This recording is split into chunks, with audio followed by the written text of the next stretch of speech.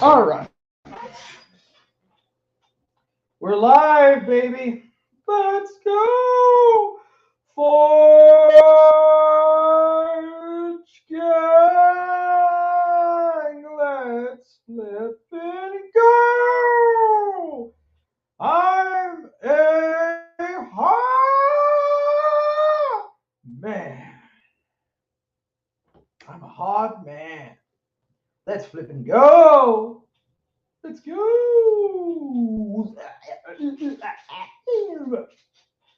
Okay, so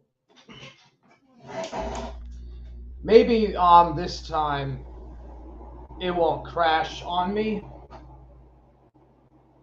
J-Danks 420, flippin' Forge gang, gang. Let's go, baby. All right. Well, hopefully this won't crash on me. Let's see here. Oh, yeah, share. Yeah, share the screen. There we go. All right, I'm going to read Southern Civilization or the Norman in America. 1 year anniversary for this. Try it on StreamYards, perhaps. This is pretty long, actually. Yeah, this is actually a little long. About 50 paragraphs in length, maybe. All right. I guess I'll get into it now.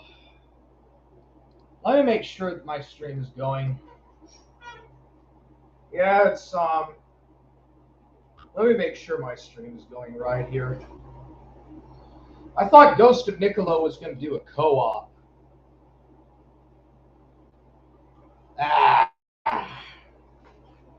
Maybe I should get Eric the Ghost in here to co-host. You get Eric the Ghost to co-host in here. Maybe not.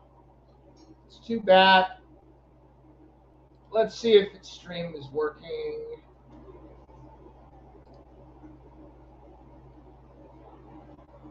All right.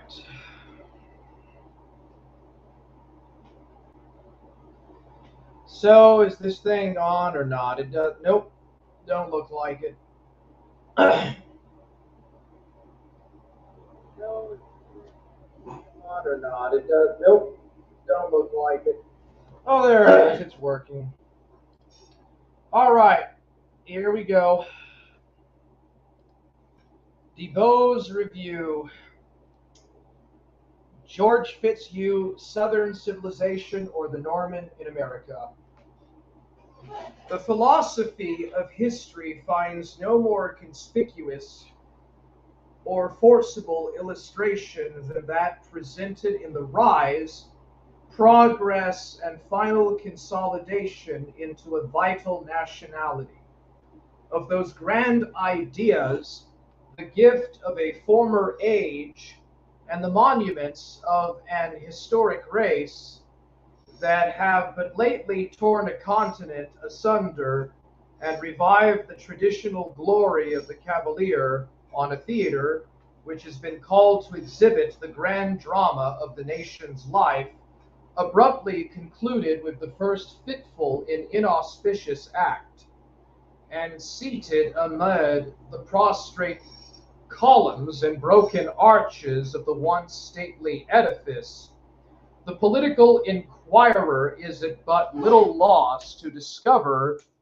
the deep causes that have affected the mighty overthrow. And in tracing them back to their original sources, these active agents of dissolution and decay will be found to lose themselves in the exciting events and transactions of that brilliant and memorable era of English history, embraced in the eventful reigns of the proud sovereigns of the houses of Tudor and Stuart.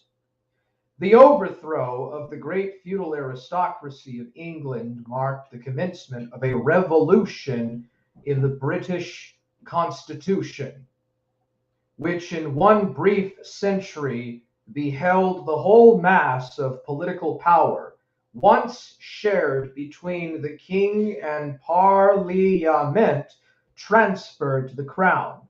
Under the Plantagenet princes, the government of England was more an aristocracy than a monarchy, and the conflict was carried on between the crown and the great barons, headed by such chiefs as Richard Neville, Earl of Warwick, who often united with the people against the throne, and not infrequently overawed majesty itself. But under the Tudors, the government made an approach to the absolute type and sought to center in itself all the scattered rays of civil jurisdiction. But while this rapid centralization of authority was going on in the crown and the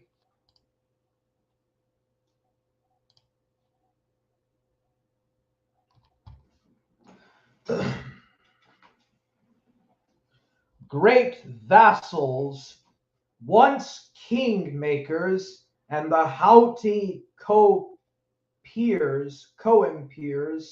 of kings were descending to the condition of subjects.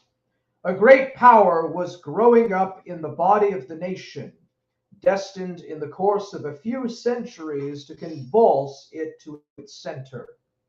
The free towns, which had sprung up at intervals from the bosom of feudal society, and taken their place in the new social organization, became the great centers of art and trade, and introduced a new element into society, the moneyed power, which was not long in finding its way to the higher sphere of government and politics. Nobility, which in the 16th century had been held above price, became in the 17th a marketable commodity. And James I established and carried on a profitable traffic in titles. Henry VIII, the ablest and most arbitrary of the long line of Tudor sovereigns, had, by repudiating the Vatican and assuming the Matra, carried the prerogatives of the crown to a degree formidable to the liberties of the subject, and transferred against his own throne the opposition and enmity which the Lollard or Puritan sectarians, afterward a powerful and triumphant party, had previously directed against the See of Rome. And by throwing England outside the pale of the Catholic nations, he had offered violence to that great principle of race, which has given the Celtic or Latin, of which the Norman is the most powerful branch, and the Teutonic or Saxon nations distinct and opposite destinies. The former inclining to monarchy or aristocracy and Catholicity, the latter to representative institutions and Protestantism.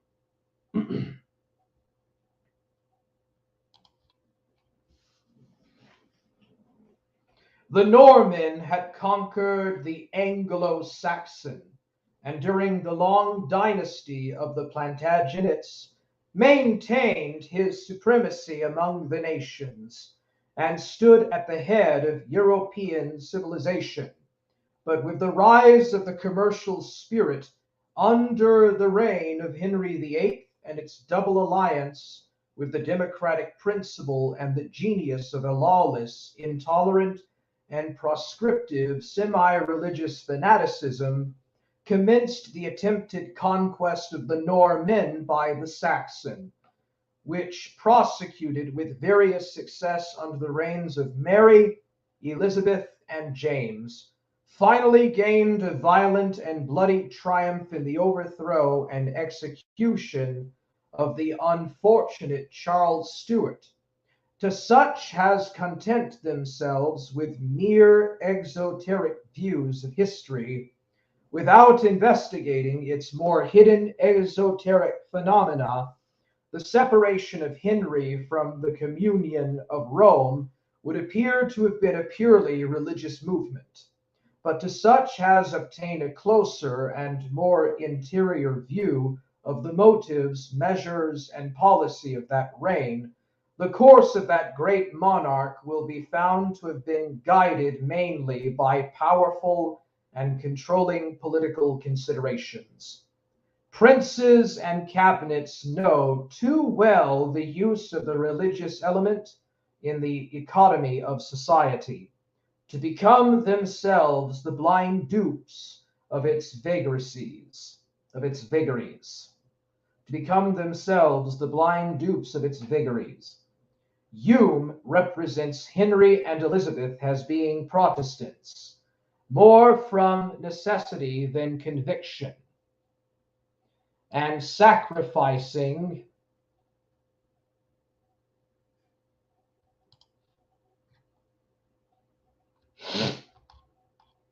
their own preferences and prejudices, if indeed they had any, to great and imperious exigences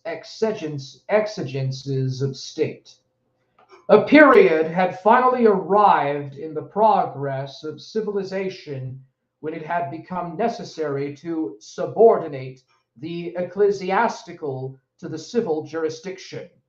In order to preserve the integrity and solidarity of the nationalities from the absorbing and centralizing tendency of the great Roman colossus that had danced the infancy of modern society on its knee, and conducted it safely through the Middle Age, only to and conducted it safely through the long night of the Middle Age, only to seek to fetter the strong limbs of its manhood from the swaddling clothes of the nursery. That period fell in the reign of the great Tudor king, and he met the occasion with all the vigor and courage of his great and unmatched faculties. The chair of St. Peter claimed and exercised the right of appointing Italian bishops to the vacant English sees, and of compelling the potentates of Europe to do homage to the papal nuncio, two impositions that were cheerfully submitted to, so long as they symbolized a submission to the merely spiritual supremacy of the Roman pontiff. But when the grasping power of the hierarchy, stimulated by the genius of the great Hildebrand,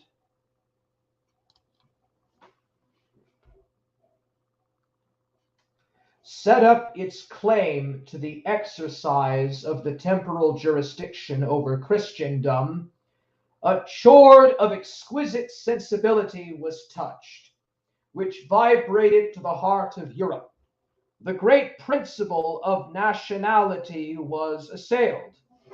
The Saxon love of independence, the Norman pride of empire and command, the deep and ineradicable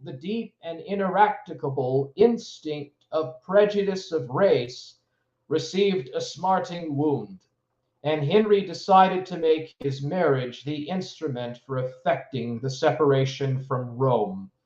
He declared England forever independent of the Holy See, subordinated the ecclesiastical to the civil power, and leveled every barrier that stood in the way of augmenting the royal authority. Wolsey, the last, ablest, and most powerful of the great ecclesiastics who acted as prime ministers to the crown, was banished. His successors, More and Cromwell, were condemned to the scaffold, and Protestants and Catholics were persecuted with equal severity. The divorce between the ecclesiastical and civil polity was final and complete, and the executive branch of the government by being armed with the formidable legislative power of taxation in the right granted it of levying tonnage and poundage at will, grew to such threatening proportions as to overthrow the other departments of the public administration and destroy the balance of the ancient constitution. The House of Lords shared the legislative functions with the throne, and was at the same time the supreme judicator of the land, yet never acted but to register the decisions of the crown. And the Commons House of Parliament met and held its sessions only to the extremest courtesy. Henry was an admirer of the polity of the Roman Church, and would have preferred to have continued in its communion.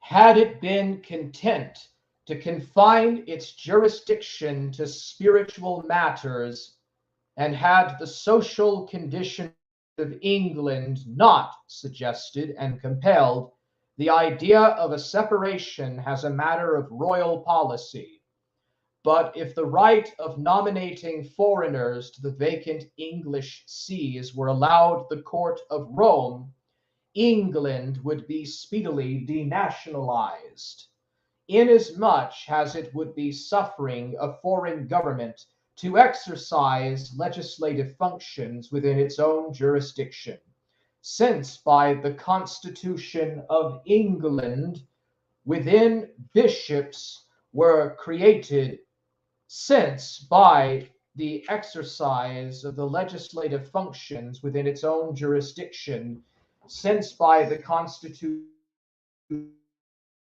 of England, bishops were created spiritual lords, and sat in parliament with the temporal peers. The Catholic hierarchy had, from the small pastoral patrimony of St. Peter, grown to the dimensions of a great and powerfully organized temporal government, building up its gigantic power on the basis of an immense superstition, thrusting itself at every turn into the affairs of nations, and animated by the grand idea of obliterating the boundaries of great states, striking down the nationalities and founding on the site of the ancient pagan civilization a huge, colossal, and centralized despotism that aspired to march under the banner of Catholic unity to the empire of the world. The conception was worthy of Hildebrand, but its failure will stand a perpetual monument to the indestructibility of the sentiment of nationality and the vital and indomitable power of the genius and instinct of race. But Henry repudiated the despotic domination of Rome, only to establish a more centralized authority at home.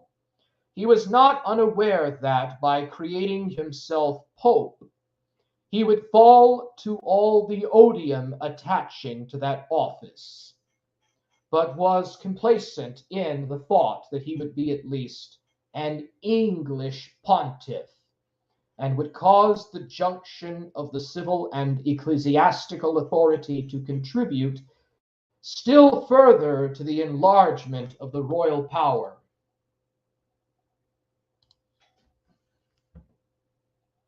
He succeeded and gave to England an administration at once vigorous, splendid, and arbitrary, and his reign may be fixed upon as the seed time of the modern political parties, especially of those celebrated historical organizations known as Whig and Tory, Roundhead and Cavalier.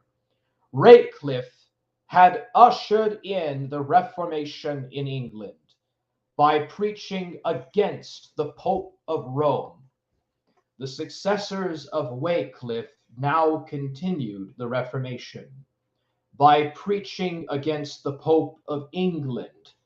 But Henry knew his strength and put down opposition with a violent arm, while attempting to carry out on a more limited theater the chimerical idea of Hildebrand, of creating a powerful and united empire out of distinct races and opposite and antagonist forms of civilization.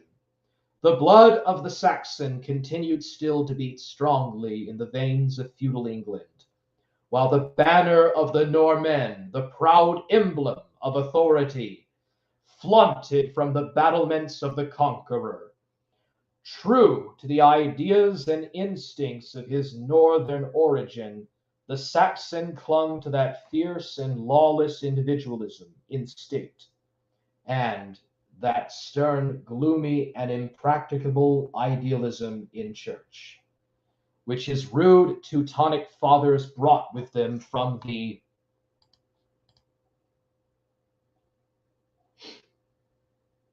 Hey, what's up, Ghost of Niccolo? I thought, did you want to do a co-op on the PlayStation 4 or what? Wild Hyrcanian forests. And when the ecclesiastical power of England was withdrawn from the Vatican and transferred to Canterbury, this Saxon element became the fortress and arsenal of that violent and fanatical party of political and religious revolutionists known as Puritans, Independents or Presbyterians, who opposed equally the English establishment as an infringement upon the rights of conscience, and the civil government as an enemy to individual liberty. The Puritan became to Protestantism what the Jesuit was to Catholicism, the slave to one despotic idea and the secret foe to all government, society, and institutions that stood between him and the consummation of his gigantic conception. To this party eagerly attached themselves all that restless, selfish, arrogant, and ambitious class, which commerce had elevated to sudden importance, with no principle but their passions, no opinion but their interests, and no faith but their fanaticism, and the machinations of this Presbyterian or Puritan party was but the Herculean effort of the Saxon to wrest from the Norman the scepter of empire, making religious fanaticism only the cloak for concealing his political designs. It reared its crest against the authority and majesty of the state, and was persecuted by Henry, Mary, and Elizabeth, not because it was a religious sect, but for the reason that it was a public enemy, committing treason against the state. It was in the designs and pretensions of this party that the inquisitorial tribunals of the High Commission and Star Chamber had their origin. And when the interior history of the reigns of the sovereigns of the houses of Tudor and Stuart is studied, the discovery will be made that much of what had the appearance of being arbitrary and despotic in their administrations was but the result of an honest endeavor to uphold the government against the assaults of this revolutionary faction. Arbitrary as they were, these two extraordinary courts fully accomplished the object of their institution. They broke the power and spirit of a dangerous and formidable party, and drove many of its most turbulent and discontented spirits to found a colony on the shores of Massachusetts Bay. Referring to New England, The power of the Norman in England was still supreme when the morning of the 17th century found Charles Stuart seated on the British throne. There, in all save the petition of right, stood the English Constitution, just as Henry VIII had left it, the throne standing in isolated power, the House of Lords a branch of the Crown, the Commons tenants by courtesy, tonnage and poundage royal prerogatives, the High Commission and Star Chamber unabolished, and Buckingham and Laud occupying in undiminished power the high offices which under the great Tudor Cromwell and Cranmer filled. But in all things else there had been wrought a great and wonderful change. Wherever the eye might turn, it was.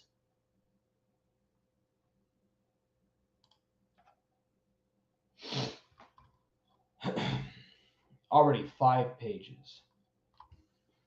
Met by evidences of a social and material progress, far in advance of the political and intellectual development.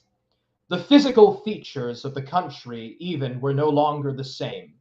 Commerce and the arts had built up large towns and drawn to these more active centers of industry and enterprise a large part of the rural population, whose former occupation had been the exclusive cultivation of the soil.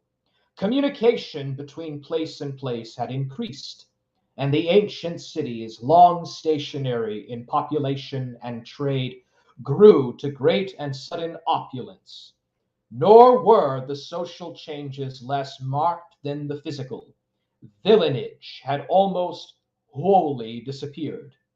The dignities of church and state had become more accessible to worth and merit. Great talents and meritorious services were not infrequently rewarded with the star and garter, and the distance between the noble and the commoner was greatly narrowed.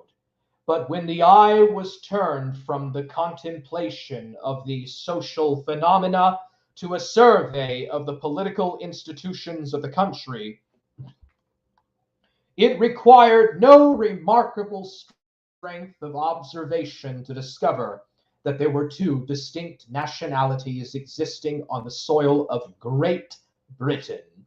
And of the two, the Norman was the ruler, the Teutonic and the Latin, the northern and the southern types of civilization, with their diverse social systems, their incompatibility of ideas, opinions, and institutions, and their ineradicable and their incredible national prejudices, were brought into the presence of each other under the exigencies of a compulsory political union. And so long as the dominant race maintained the principles and institutions that were the native outgrowth of its civilization, its ascendancy was complete. Aristocracy, based upon the feudal relation, is the natural expression of the political thought of the Norman. A social condition resting on the principle of subordination and recognizing the family as the primary basis of the social union. Democracy, founded upon the idea of an unlimited individualism and without any reference to the conservative organism of institutions, is the fundamental conception of the political philosophy of the Teuton or Saxon. The English Constitution is the result of a compromise between these two hostile systems, with the Norman element always in the ascendant, save during the brief reign of Cromwell. Hey bro, let's co-op tomorrow. I got busy and I'm going to stream some Kung Fu game for a bit probably. Okay, that's cool, man. I really didn't want to co-op tonight anyways. Forge gang. When therefore the rapid growth of the commercial and industrial arts had developed a new order in the state and given enlarged, organized, and concentrated power to the democratic elements, while the Constitution remained much as the early Norman kings had made it, a collision between the two systems became inevitable, and the originally hostile races, Norman and Saxon, now assumed the shape of two equally hostile parties, the Cavalier and Puritan. Since the overthrow of the power of the great barons under Edward IV, the crown and the aristocracy had become united, and the contest for power grew.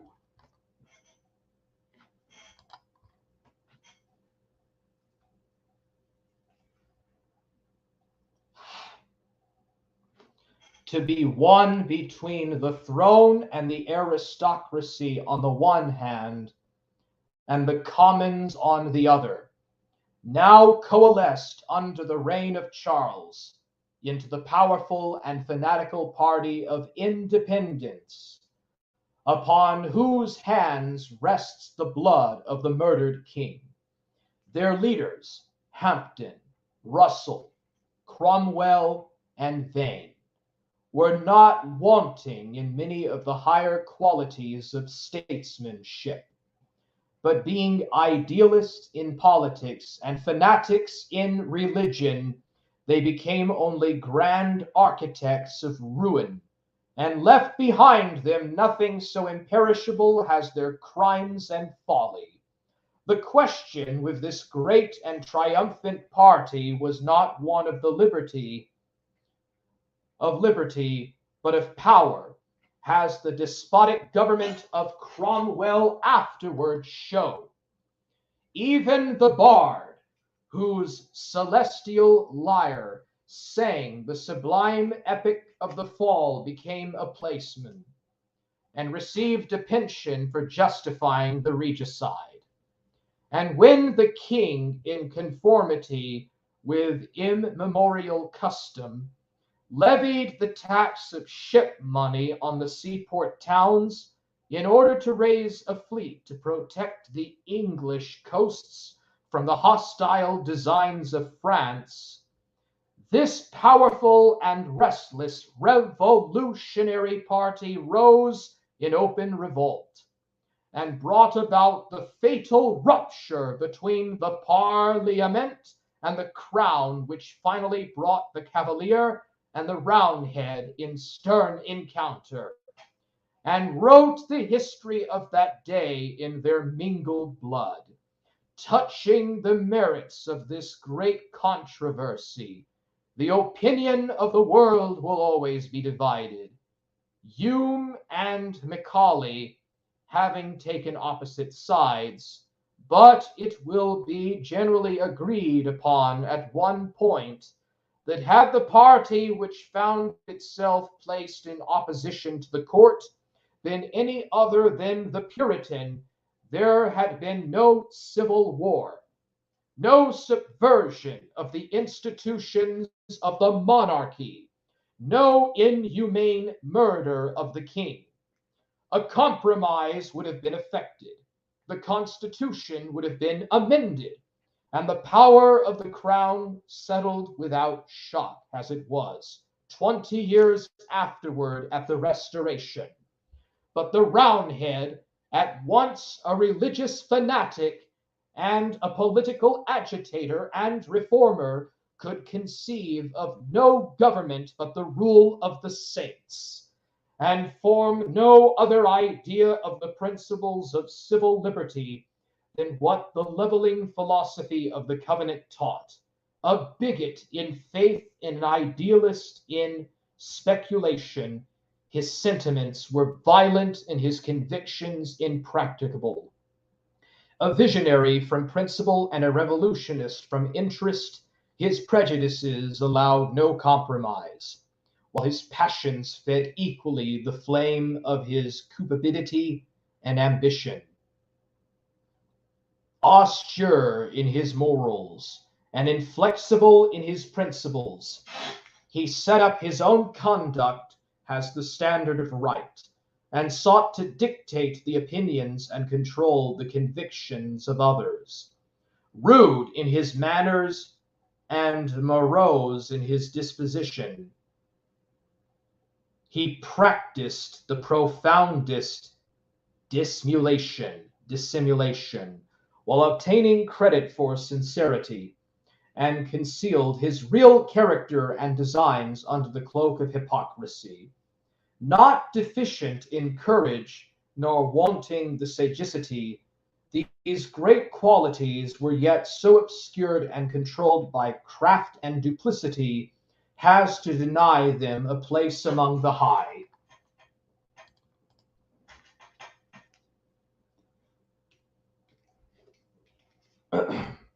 My hometown of Northampton is the underground occult capital of the United Kingdom. It was unsurprisingly a Cromwellian stronghold and never received city status as a result. That's very interesting, Rick Perry. So, the Puritans were really heavily involved in the occult, while the Anglicans were just simply trying to maintain the status quo. Charles Bradliffe is our town's main statue. He worked closely with the Theosophical Society and any and all subversive movements. So Aleister Crowley grew up in a family of Quakers. And that's what's so funny. But Aleister Crowley, he came from a family of Clapham sect Quakers or something like that, anti-slavery Quakers. And, he wrote, do the law as thou wilt, or do the law as thou wilt. Dude, even as late as the 1800s, there were people that were actually talking out and questioning this Anglo-American establishment that evolved in the northern states. There's a reason why Alan Moore never left Northampton. Crowley was the Plymouth Brethren. Oh, my bad. Say, wasn't Plymouth where the Puritans set sail for Massachusetts Bay? They left from Plymouth, and they went. For example, in Massachusetts, you have the Plymouth Colony, which is named after Plymouth, England. And magnanimous sentiments, firm, energetic, and indomitable of purpose.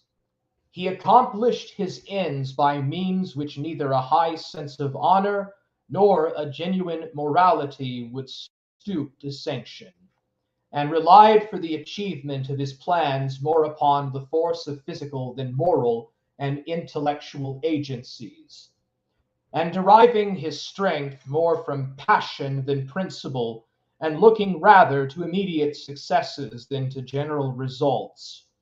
The moment of his seemingly greatest power was always his weakest.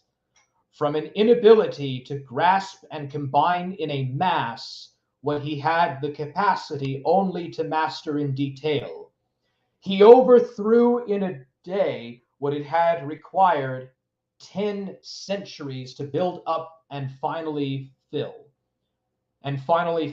overwhelmed amid the very ruins himself had made.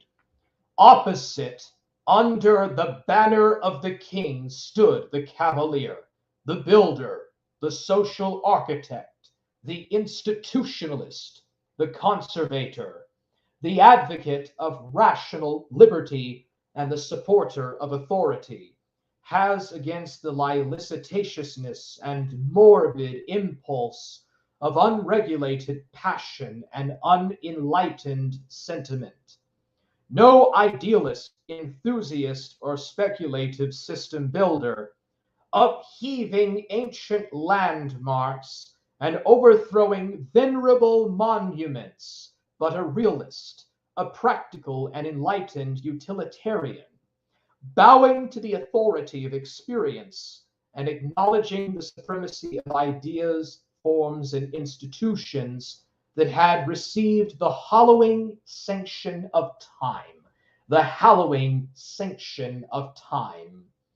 An institutor by genius and a ruler by race, his pride was at once the source of his most eminent virtues and greatest weaknesses, while honor was the touchstone to his character.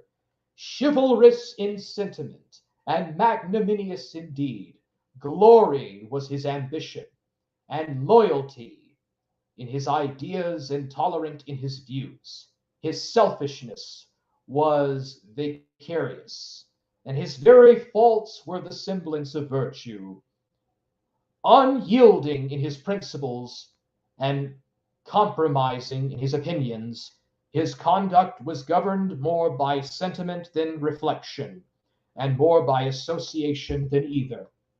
Courtly in his manners and splendid in his taste, a knightly generosity he practiced even toward his foes, and never lost his faculties in volumptuousness, without being an abject advocate of passive obedience or a supporter of arbitrary power.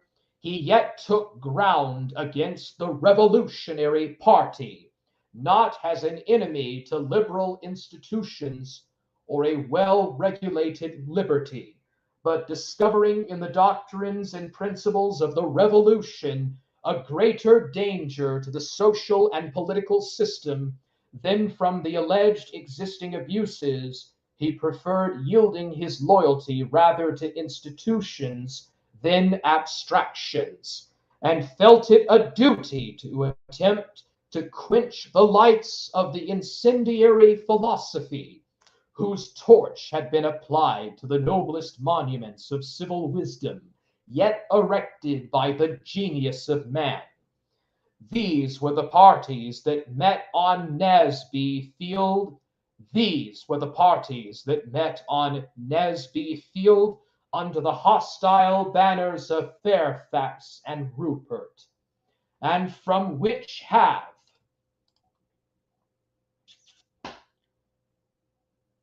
Forge, gang, let's go!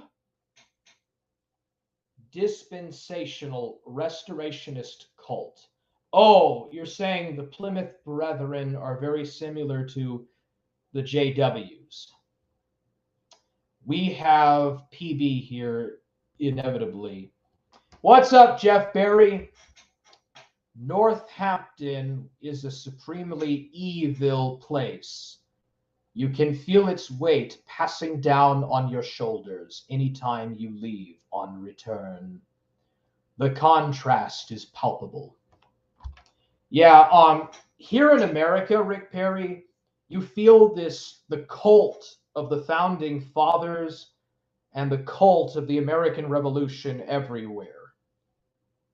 Like, everywhere you go, you find like Freemasonic lodges, and they have pictures of George Washington on them or Ben Franklin, and there's an enormous amount of worship of individual liberty, this idea of rebelling against authority and against principles of the state or the church, and this confounded idea that church and state should be separate. Bury heads in chat. Woo! What's up, Jeffy? School! Where my double stream heads at? 24/7 streams. Go! Yeah, I'm just reading some George Fitzhugh. This is perfect for July the 4th because it defines what the differences of America really are. Let's go back one. But yeah, we have to go back and look at the English Civil War. These were the parties that met on Naseby Field under the hostile banners of Fairfax and Rupert, and from which have sprung the two nationalities that now divide the empire of the American continent.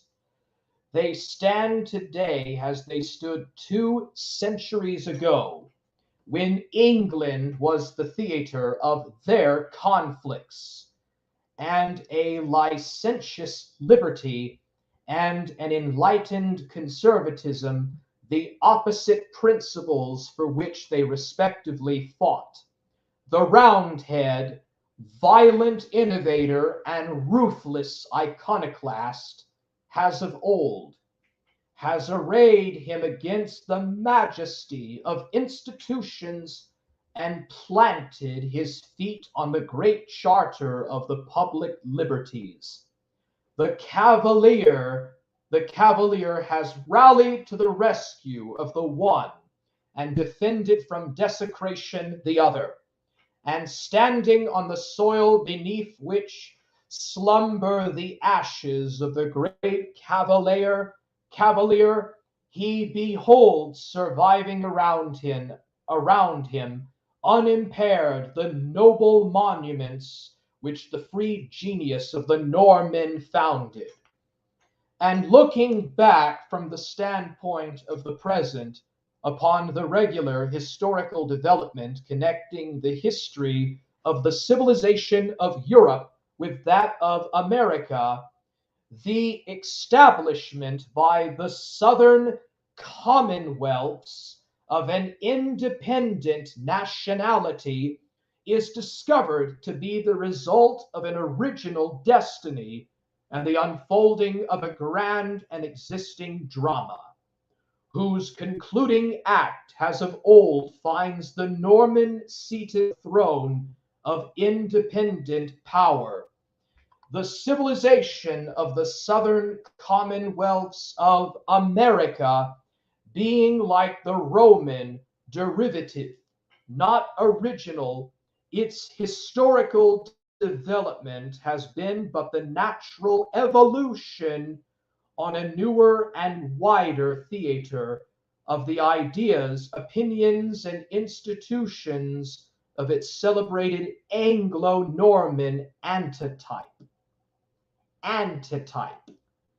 with the exception of the French and Spanish settlements of Louisiana and Florida, and the small colony of Huguenots who erected their altars on the banks of the Ashley and Cooper rivers. The states of the South were founded almost exclusively by colonists or colonialists owing allegiance to the British Crown. Ireland, Scotland, and Wales contributed equally with the softer Latin races of Andalusia and Languedoc to the formation of a composite Southern nationality.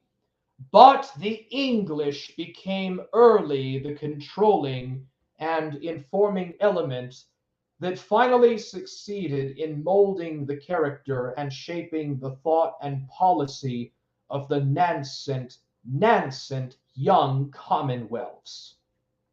The governments of the southern colonies being proprietary and provincial in contradistinction to the charter governments founded by the Roundheads, the connection between the former and the parent government was more intimate and endearing than that which existed between it and its Puritan dependencies to the northward. This fact exercised an important and controlling influence upon the genius and character of the Cavalier settlements, and contributed more than any other existing cause to the formation of feelings, sentiments, prejudices, and passions which even at that early day drew a strong line of separation between distinct peoples and alien communities, and prepared the way through the violent excesses and demoralizing action of a majority government to the establishment of Southern independence.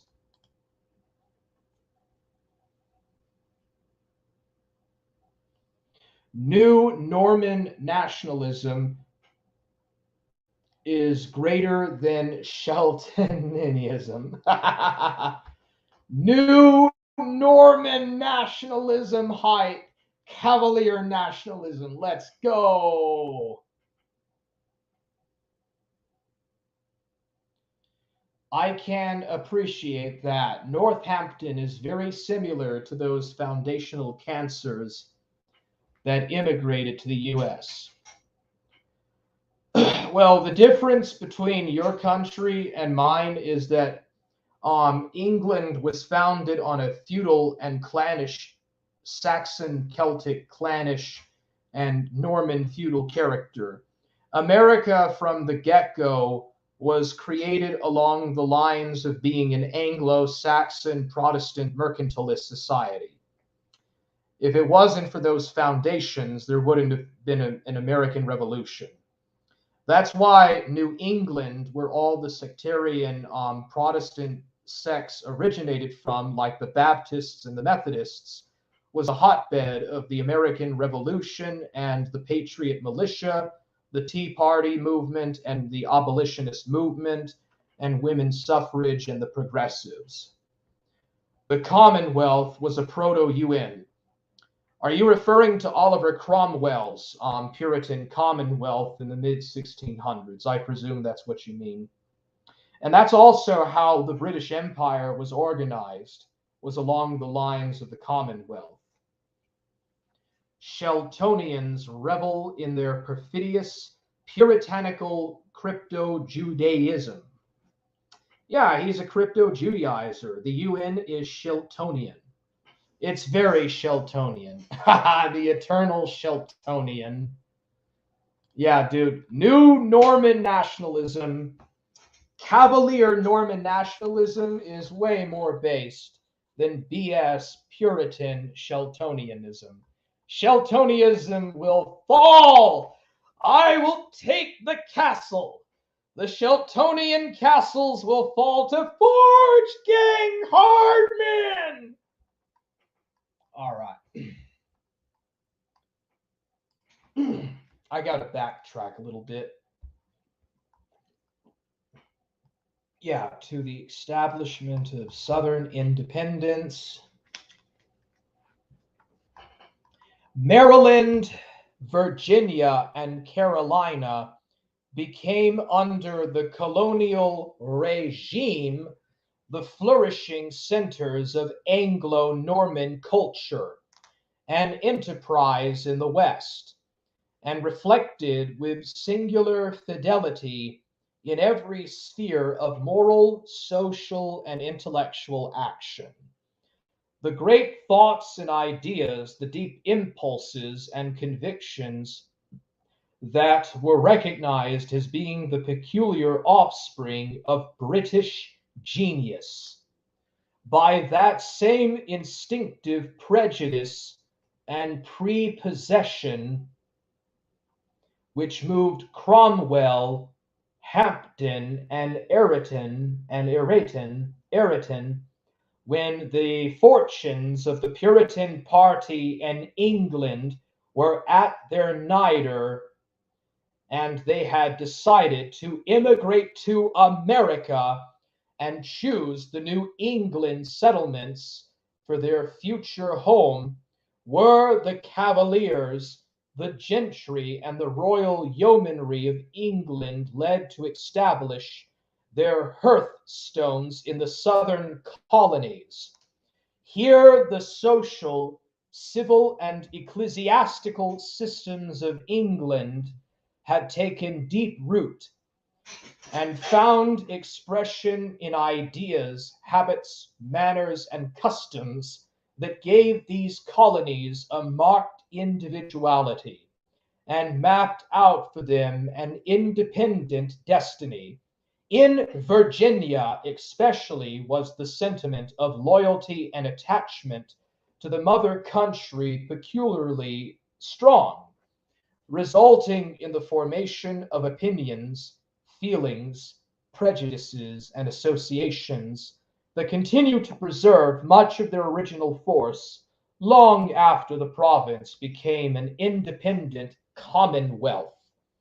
when the triumph of the Puritan party in England had elevated Cromwell to the throne, and the adherents of the House of Stuart were secretly conspiring the overthrow of the usurper in order to effect the restoration, in order to effect the restoration of Charles II, the great landholders of Virginia gave their support to the royal cause, and Richard Lee of the exile, and Richard Lee of the Northern Neck was deputied by them to visit. So, when the triumph of the Puritan party in England had elevated Cromwell to the throne, and the adherents of the House of Stuart were secretly conspiring the overthrow of the usurper in order to effect the restoration of Charles II, the great landholders of Virginia gave their support to the royal cause, and Richard Lee of the Northern Neck was deputied by them to visit the royal exile in Flanders and tender him their aid, evidencing that loyal attachment to constitutional principles and that superior regard for conservative views and institutional forms which continue to distinguish their latest descendants. Even the Declaration of Independence, an instrument drawn up by a Virginia statesman whose extreme Jacobin principles led him to the adoption of a political creed bordering almost on licentiousness. Even the Declaration of Independence, an instrument drawn up by a Virginia statesman whose extreme Jacobin principles led him to the adoption of a political creed bordering almost on licentiousness, contemplated less an attack upon the form than a violent opposition to the abuses of the British government. And if the administration of Lord North had pursued a conciliatory policy, there is every reason to believe that Virginia and the other southern colonies would have remained loyal to the British crown. The scions of the leading patrician families of these colonies were sent abroad to receive their training at the celebrated seats of British learning, and their public men took their first lessons in statesmanship and administration from the great leaders who guided the destinies of the British Empire. So close, intimate, and endearing were the bonds uniting the parent to the offspring that even after the sword had been invoked to vindicate their rights, a lingering feeling of attachment to the mother country was the uppermost sentiment.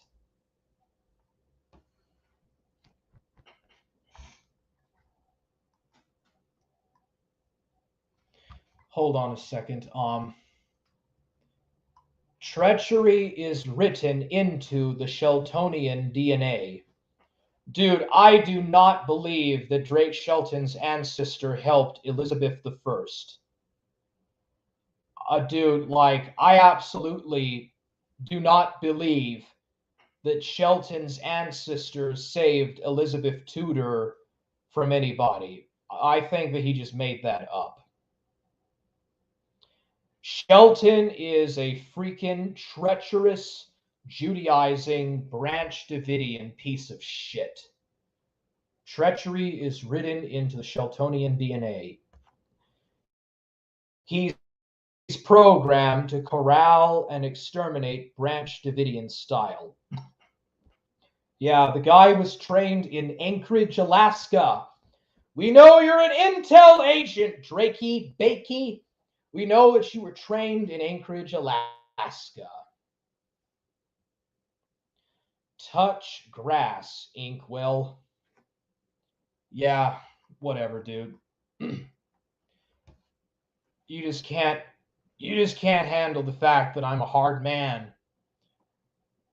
I agree. Sheltonianism is a genetic issue at its root. It very much is. It very much is, bro. Jeff and Rick, you should be ashamed for being here. Wait a second. Are you Reformed Stoic, dude? What? Nah, you're not Reformed Stoic. Nah, I'm going to hold back on that. The feudal basis of Britain ended overnight in 1700. The agrarian revolution arose on the heels of the vanquished Jacobites, and the Industrial Revolution followed soon after. Yeah, I remember you saying that you opposed the Union of 1707 and said that it was as bad as the founding of the American Union. Stoic would not approve. Okay, so you're not you're an idiot, dude. You're not stoic. Boom! I'm sorry, you are the weakest link. Goodbye.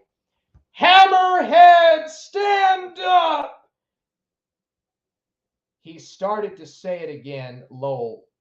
What remained of feudal culture? Lol, I almost forgot SI used to say that. Who is that guy, dude? Weird. What remained of feudal culture? He started again. It's an old meme that anyone can trace themselves to some king or other. It's all a LARP. Exactly, dude.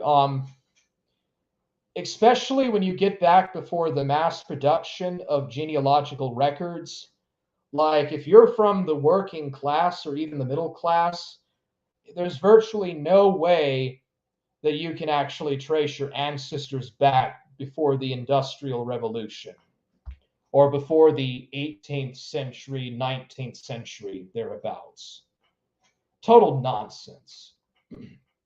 But I think the feudal system was probably the best thing that ever existed in Western Europe, in Catholic Western medieval Europe. I think that it was one of the greatest things ever. All right. Attachment to the mother country was of the uppermost sentiment in the minds of the southern provinces. Many of those, observes Washington Irving, most active in asserting colonial independence, and Washington among the number, still indulge the hope of an eventual reconciliation, while few entertained or at least avowed the idea of a complete separation. The Southern delegates in the Second Continental Congress went so far as to move a resolution to tender a second humble and dutiful petition to the king. But the measure was vehemently voted down by the New England delegation, headed by John Adams, who condemned it as an imbecile measure calculated to embarrass the proceedings of Congress. He was for prompt and vigorous action. So I'm going to say this again one more time. The Southern delegates in the Second Continental Congress went so far as to move a resolution to tender a second humble and dutiful petition to the king. But the measure was vehemently voted down by the New England delegation, headed by John Adams, who condemned it as an imbecile measure, calculated to embarrass the proceedings of Congress. He was for prompt and vigorous action. But when the repeated arbitrary measures of the British cabinet left no possible hope of a pacific adjustment of the pending difficulties, and it was evident a war of subjugation was designed against the colonies, All Virginia, writes Arving, was in combustion. The standard of liberty was reared in every county. There was a general cry to arms, and even after active hostilities had commenced, Washington, writing to his friend Sir William Fairfax. Now, remember the Fairfax of the English Civil War? This is the same Fairfax surname that you see on the side of the Puritans. And even after active hostilities had commenced, Washington, writing to his friend Sir William Fairfax, then in England, speaks of the rupture as a deplorable affair, and imputing the blame to the ministry and their military agents, concludes, "Unhappy it is to reflect that a brother's sword has been sheathed in a brother's breast. Unhappy it is to reflect that a brother's sword has been sheathed in a brother's breast, and that the once happy and peaceful plains of America are to be either drenched with blood or inhabited by slaves. Sad alternative! But can a virtuous man hesitate in his choice? This deeply rooted attachment of the Southern colonies to the institutions of the British monarchy had its origins in the native reverence of the Cavalier for the authority of established forms over more speculative ideas, and this original sentiment was greatly strengthened and supported by the influence of a domestic institution, all of whose relations had their foundation in a social condition resting on the principle of inequality and subordination, and favoring a public polity embodying the ideas of this social status. And after the Revolution came and swept away every vestige of the political authority of Great Britain, the imposing monuments of its noble civilization still survive to perpetuate the achievements of its civic genius and assert the grandeur of its intellectual empire. Around these the young Southern commonwealths gathered, and transferred to them that loyalty and devotion which they had once given to the ancestral government, and what it had been to them in point of influence and authority, they now became to the young empires that sprung up from the depths of the southern forest, the founders of their social systems and the arbiters of their destiny. In this great work of colonization and empire, Virginia took the lead and became the august mother of that beautiful sisterhood of states, dwelling in the bosom of the Mississippi Valley and stretching along the shores of the Mexican Gulf, whose wonders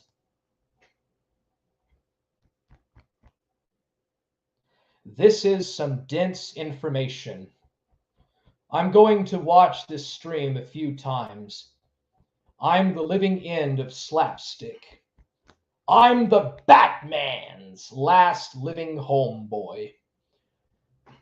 Dude, how dare you insult me? I am the last living line of the descendant of Kryptonian Superman. How dare you insulteth me? I am the last living descendant of Superman the Kryptonian. Oh, Barney the cult follower, man. I am the last living descendant of Lord Tywin. Oh, because he uses that crap. I'm the last living descendant of Robert Frost. And Robert Frost was all. Dude, how in the world can Mormon Shaggy be a descendant of a Confederate soldier? How is Mormon Shaggy the last living descendant of a Confederate soldier? He's not even from a southern state. His family is half British. His father's from Wales and his mother is from Arizona. How is he a descendant from a Confederate veteran or a former Confederate? I don't get that. Oh my goodness, dude. He started to say it again. What remained of feudal culture? The middle class were just working class who were elevated to serve the Industrial Revolution, traders. Oh, you mean like at the Great Exhibition of 1851, when the middle class were finally given some attention by the noble establishment in making and building this industrial technocratic society? Fascinating content as usual. Good work, brother. Thank you, my brother in Jesus Christ. And also, I don't agree to all of these ideas. We live in a fallen, sinful world, unfortunately, and virtue and valor just doesn't really exist anymore. SI is the descendant of Confederate General Ronald McDonald.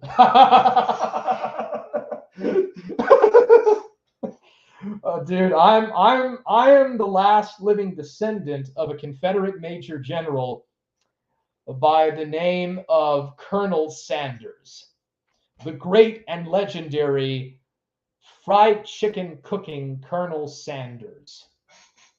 You know how he defeated the Yanks? He fried up some chicken and overfed them.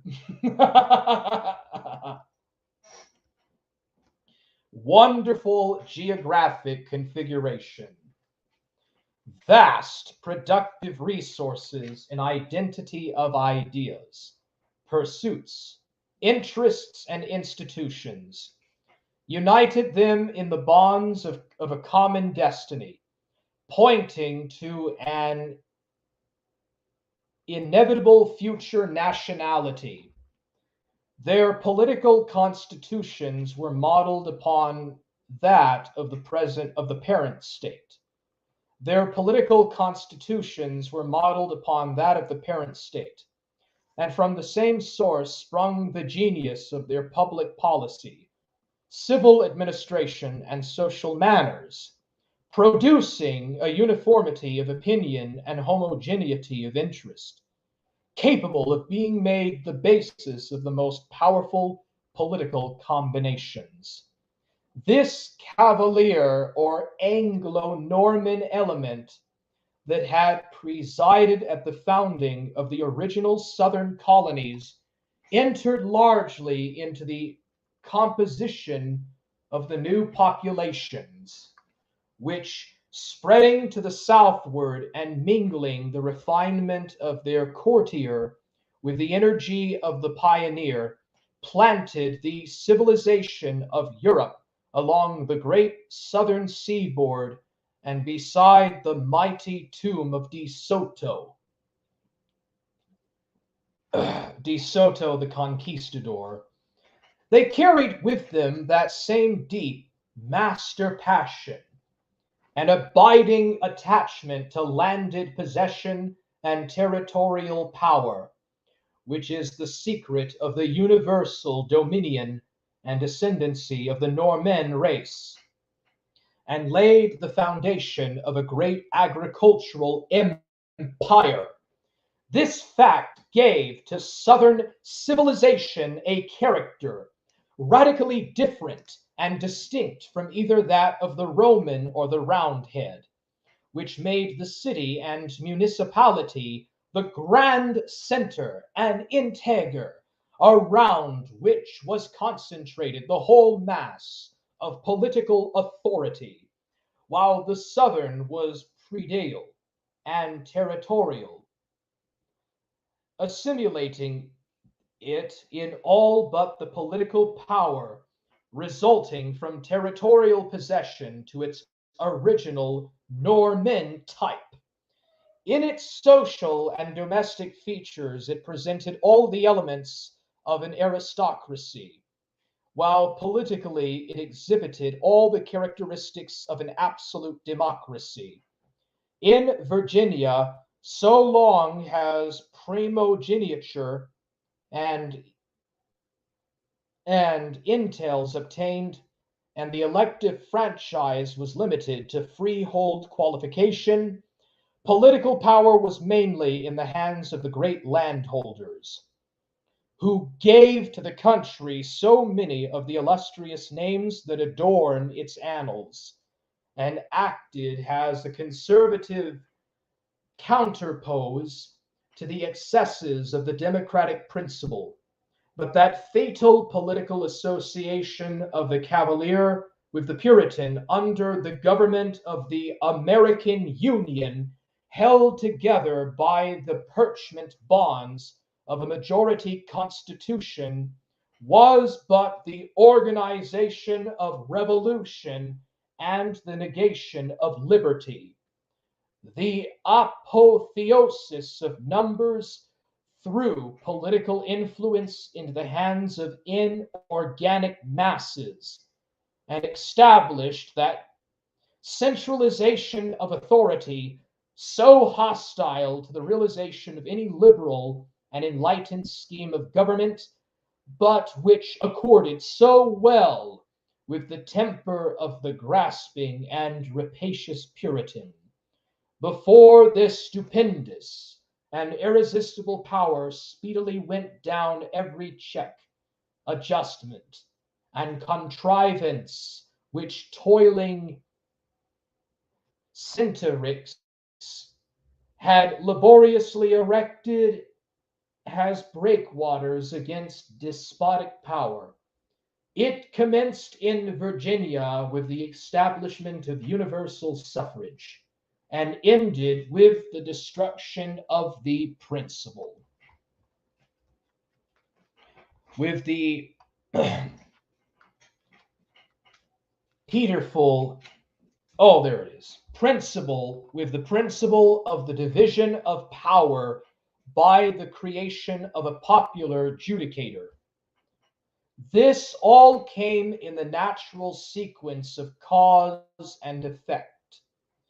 The Puritan was a thinker and speculator, while the Cavalier was an actor, whose synthetical genius looked only to results, often too exigent and momentous to be submitted to the slow elaboration of analysis. The one established an empire of opinion, the other of institutions, and in the interpretation of a common charter and the administration of a general government, the natural antagonisms were too violent to permit the growth of a healthy and vigorous national sentiment. The idealism of the North encountered the realism of the South, and for a time recorded its triumphs in all the fields of active and speculative endeavor. It achieved an intellectual supremacy, looking to future political conquest and subjugation, and following the course of Southern empire from its more ancient seats along the Chesapeake and Potomac to the fresher fields it had opened under more genial suns. It entrenched itself in the high places of power and strangled the originality of Southern thought in its cradle. The bench, the bar, the legislative chamber, the press, the pulpit, and the seat of learning were equally under its influence and control. And because the potent instrumentalities for crushing out all spontaneous Southern development, the learned professions, the mechanical trades, the industrial callings, all the avenues of wealth, enterprise, and preferment were filled by northern adventurers, whose term of citizenship was measured by the length of time allotted to the acquisition of independent estates, which, when obtained, were transferred to northern borders. The effect upon the South of this overwhelming tide of Puritan immigration was most emasculating and exhaustive. Under such a complete vassalage, the growth of a native thought was impossible.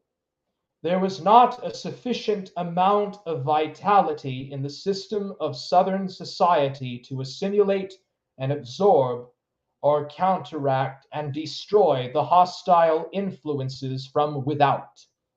An atrophy and decay had commenced to feed upon every fiber of the social body. The domestic economy of the South was assailed. In the halls of the national government and through the avenues of the press and post, the power of the enemy was multiplied infinitively, indefinitely, without any adequate opposing force to counteract it. No native philosophy or literature to reflect the great ideas of Southern civilization and give them a vitality of their own. No native statesmanship bold enough to confront the power of an omnipotent government and advocate the schema of an independent Southern nationality, but the subjection of the Cavalier to the intellectual thraldom of the Puritan in the field of pure speculation was but the conjoint effect of an immense activity exerted by the former in a different and more practical sphere, and an idolatrous SI is the descendant of Confederate General Ronald McDonald. Veneration of the stately fabric of civil wisdom, which the genius of the Norman had conceived and founded. In statesmanship and diplomacy, in material greatness, moral elevation, and social refinement, in all the arts and amenities that add grace to thought, polish to manner, dignity to character, while softening the conduct of hostile social forces. The states of the South stood alone and preeminent, while the noble and disinterested sacrifices they made on the altar of the national union, so long as it lasted, was the best evidence they could give of their patriotic devotion. Settled by vigorous banyan offshoots of the grand old Norman stock, and holding in contempt the occupations and holding in contempt the occupations of commerce and trade, from which the Puritan drew his wealth. The Southern communities were characterized by an attachment to rural pursuits, and made themselves the renowned centers of landed wealth and agricultural power. This fact, together with the absence in their midst of great metropolitan centers, destroying the industrial equilibrium and corrupting the fountain of the public morality, gave them a physical strength, social elevation, and political integrity, which exercised a commanding power and influence in the federal administration, so long as its councils were guided by patriotism and its principles and measures were kept in strict subjection to constitutional sanctions. The five fundamental facts of Southern civilization, then, that may be fixed upon as individualizing its genius, characterizing its spirit and embodying its more subtle and ethereal dynamic forces are the Norman race, domestic servitude, agricultural occupation, tropical climate, and staple production. Taken singly, any one of these elements would of itself individualize a people and establish the conditions of an original civilization. Combined, they form an aggregation of forces, material, social, moral, and intellectual, that could find no possible embodiment, short of absolute and unconditional empire, among the races descended from the great Caucasian stock, whose genius is inscribed on the monuments of 4 continents, and whose empire is bounded only by the limits of civilization. The Norman is the august head and central representative power, whether originally from the north or south, or yet further from the remote east. History is undecided, but the dissolution of the empire of Charlemagne found this great people seated in Provence and Lorraine, in South France, anterior to their final establishment in Normandy. They gave an institutional character to the civilizations of the Mediterranean nations, and their tongue became the established court language of Europe.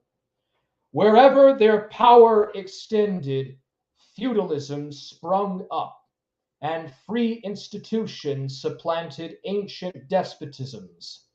In England, they planted a polity whose majestic and harmonious proportions have challenged universal admiration, and perpetuated a line of sovereigns and statesmen who have. Puritans' civic liberalism pursuant to the aims of the commerce of the mercantile order. Yep, exactly. The Quakers, the Puritans, the Mennonites, all of these people were basically the originators of progressive institutions. Oliver Cromwell was the original Lincoln of sorts. Placed and maintained England in the front rank of the nations, in policy and administration, in negotiation and war. They have achieved a lofty preeminence, and illustrated the annals of the British Empire with names whose glory has become the common heritage of the human race. From Palmerston and Wellington to Chatham, Halifax, Newcastle, Stratford, Marlborough, Bolingbroke, Buckingham, and Warwick, the splendid line extends, till lost in the twilight of the medieval age. From this same race have sprung the Washingtons, Pendletons, Randolphs, Lees, Calverts, Prestons, and Waltons, whose genius gave form and character to the civilizations of the southern commonwealths, and revived on a new theater the grand and inspiring traditions and souvenirs of the English cavalier, and the ascendancy so long maintained by southern statesmanship in the former federal union, furnishing 9 out of 15 presidents to the republic, controlling the public policy of the nation in the face of superior numerical opposition, and contributing to the diplomacy of the country its ablest and most eminent negotiators, was due mainly to the fact of the inherent power and native vigor of the Norman blood, asserting its supremacy over the weaker social forces with which it was brought in contact. But it is not in the sphere of politics proper that the more prominent and distinguished characteristics of Southern civilization are to be looked for. There is a deeper and more interior, a subtler and more ethereal life that lies hid from any but the closest scrutiny.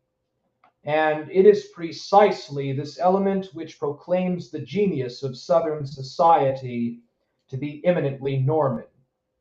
Even de Tocqueville, the most observant and philosophic of the Europeans who have written about America, failed to note it.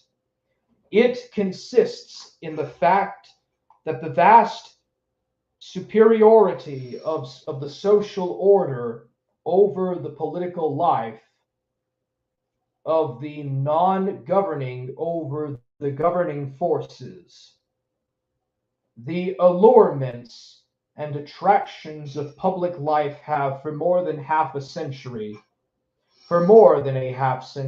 failed to call from their coveted retirement and seclusion a major portion of the ablest and most useful minds of the South.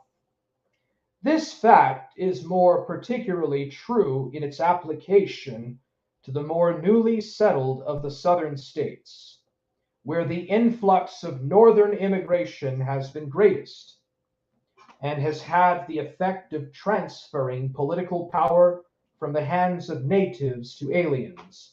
In Mississippi, with a single exception, no native ever represented his state in the former national government, and the present eminent Chief Justice and the former able executive are the only natives to have received in their respective departments the highest honors in the gift of the state.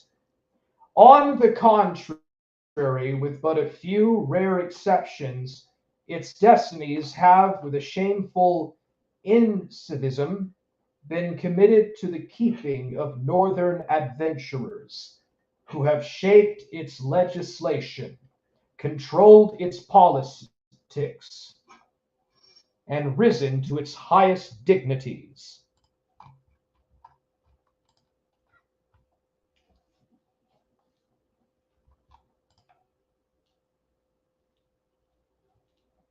Crypto Talmudism. Oh, hey, what's up, Jotaro Joestar? What's up, man? The Romanist period of the Frankish Latin Church was the synthesis of Germanic and Roman culture. SI, if you're pagan, I can have sex with your wife. Also, SI, we need to convert people to the kingdom of God. That's pretty freaking messed up, Jotaro. Like, dude, he is so weird. You know, most of the stuff that most Southerners talk about usually resolve around football and soccer. That's what mostly Southerners tend to really talk about, especially his age. But no, he just wants to talk about freaking Hebraic hermeneutics and how, oh, James Heberstein said that Acts chapter 15 meant that the law was not done away with, but only rabbinics. Oh, Jesus was only rejecting rabbinics in Acts chapter 15 and all this crap. SI is a sickly and confused puppy. Imagine SI having sex with your wife due to you being a pagan. Then he tells you to convert to the God's kingdom. Did you know that? Did you know that pagan is Latin for a country dweller? You know how a Southern Israelite always calls himself a country boy? Well, pagan is Latin for a person who lives in the countryside. That just goes to show how educated Southern Israelite really is. S.I., the most famous modern Sheltonian, but not the first. Oh, dude, when has the dynasty of Shelton, dude, when has the great Sheltonian dynasty ever occupied a position important enough in all the history of the world, be it in Great Britain or in the United States or whatever? Because I've never heard of one person with the last name of Shelton ever doing shit for nothing. Adultery is okay as long as it is a pagan, yet when needed to proclaim Christ to pagans at the same time. Crypto Talmudism. Yeah, I mean, that makes no sense. Southern Israelite marks the zenith of Sheltonism, the apotheosis of the line. This Shelton becomes a mighty Elohim, seated on an iron throne, resembling some kind of fishing gnome on a toadstool. The guy is just a total LARP. He is the LARPing mnemonic gnome of Puritanism. SI is fit for garden furnishing at best.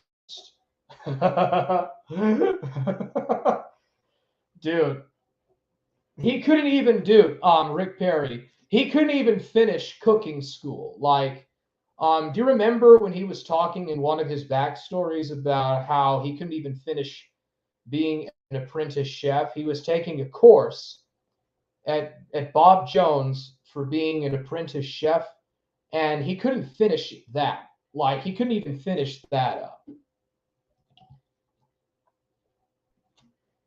I'm gonna go grab a Pepsi right fast. This is really getting long.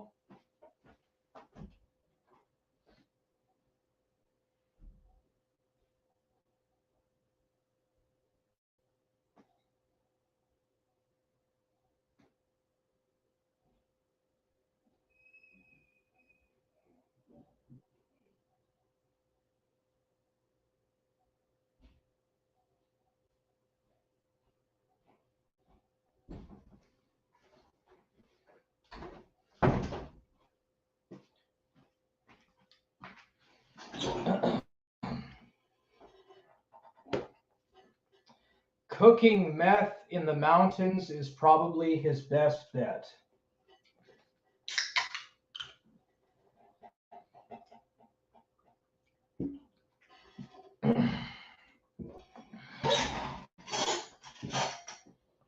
Bro, there's no way that this guy is a professional gambler. There's no way in hell that this retard is a professional gambler. Cooking meth in the mountains is probably his best bet. Oh, for making money or furnishing a fortune? I think he does a lot more underhanded stuff than being a so called professional gambler. Sheltonians aren't known for furnishing things they start. Just ask Chris McCombs. Is this really true that Lance Satir and Chris McCombs have gone back to Southern Israelite?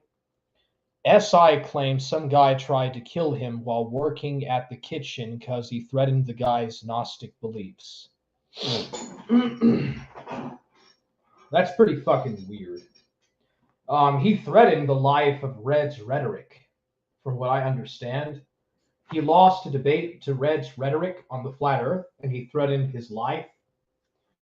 So, knowing Southern Israelite, he was probably the one that started the fight.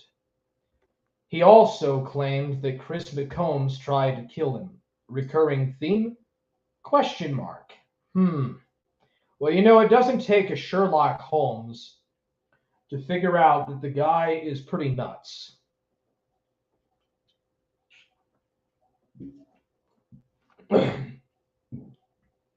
His hobbies are pretty bizarre too.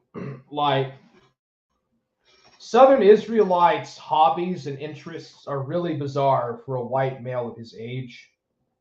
Like, most people in his age group um, they tend to just focus on fishing and um, what's that called? Boxing, wrestling, football, professional wrestling, and um, what is it? Dirt racing, stuff like that. Like, very few people in his age group are obsessed with all of this theological, puritanical dog shit. Yeah, I'm sure Gnostics are real common among fast food restaurants. Really, because I've never met one. Gnostic beliefs. That's just so freaking weird, dude. That's schizophrenia. Threatened a guy in a kitchen because he thought they had Gnostic beliefs. That sounds like bipolar and schizophrenia. I remember that. Now that is some old SI lore. Lanceteer is back with Southern Israelite. He is. Southern Israelite claims everyone is a Gnostic. He correctly states that Gnosticism features the intended abolition of text, liturgy, and hierarchy, whilst taking books out of the Bible, having no liturgy, and eschewing traditional church hierarchy. Well, that's what they did when they overthrew the old feudal church of the Middle Ages, right? Both state and federal, to the almost total exclusion of the children nurtured in its own bosom. And even in the mother states, Maryland, Virginia, and Carolina, the lofty Gaudia Cartaminis has long been since ceased to draw from their quiet retreats the noble athletae who under happier auspices would proudly aspire to the public honors. All this was but the legitimate result of the Jacobin philosophy of Jefferson, conjoined with the heretical teachings of Story, conjoined with the heretical teachings of Story, the one seeking to enlarge the area of individual liberty, uncontrolled by the wholesome restraint of institutions, and attempting to apply in practice the vicious and unsubstantial theory of an original social construct founded upon natural right, the other professing to discover in the principle of centralism and consolidation the true theory of free government, power, each giving birth to a political party tending, the one to radicalism and anarchy, the other to a despotism of numbers, and both striving to obtain possession of the government has the only means of consolidating and perpetuating its power.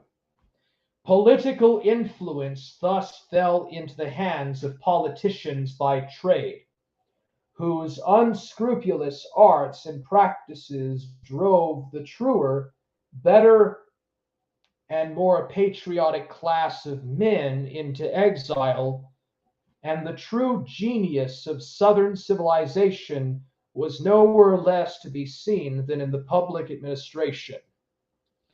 Politically ostracized and seemingly powerless, this proscribed and non governing element retired from the public theater.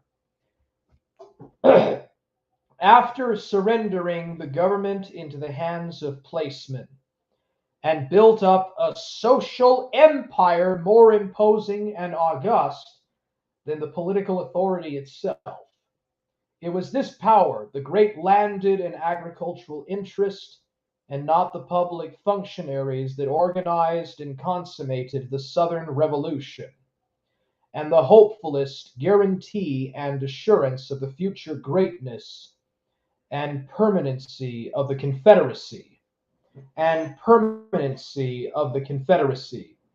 is to be found in the continued ascendancy of this great and conservative element in the public councils of the country.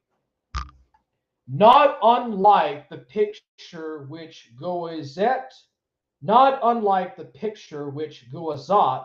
in his History of the Civilization of Europe, draws of the state of medieval society, is the character of the civilization of the South.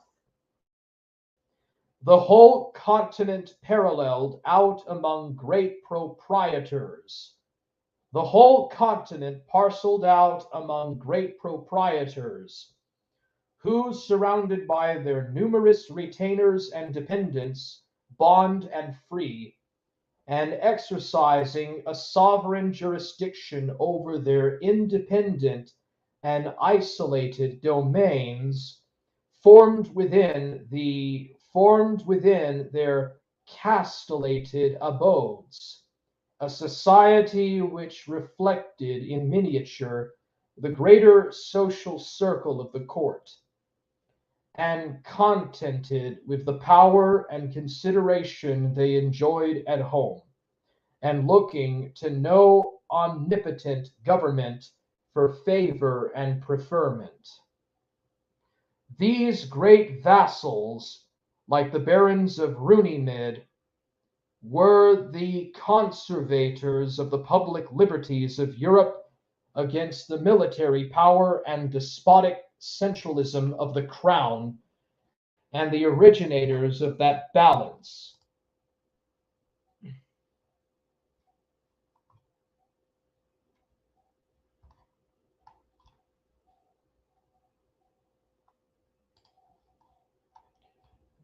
Wheel of the machinery of government, which modern political science has approved, has the securest check upon the arbitrary tendency of civil power.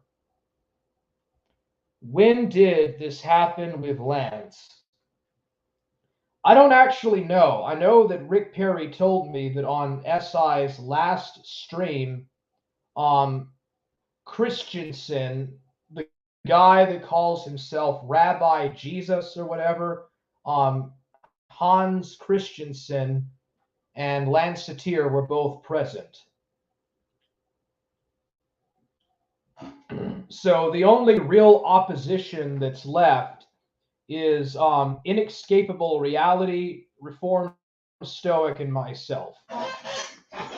So those are literally the only people that are actually left in perpetuated opposition to everything that he stands for, which really he stands for absolutely nothing.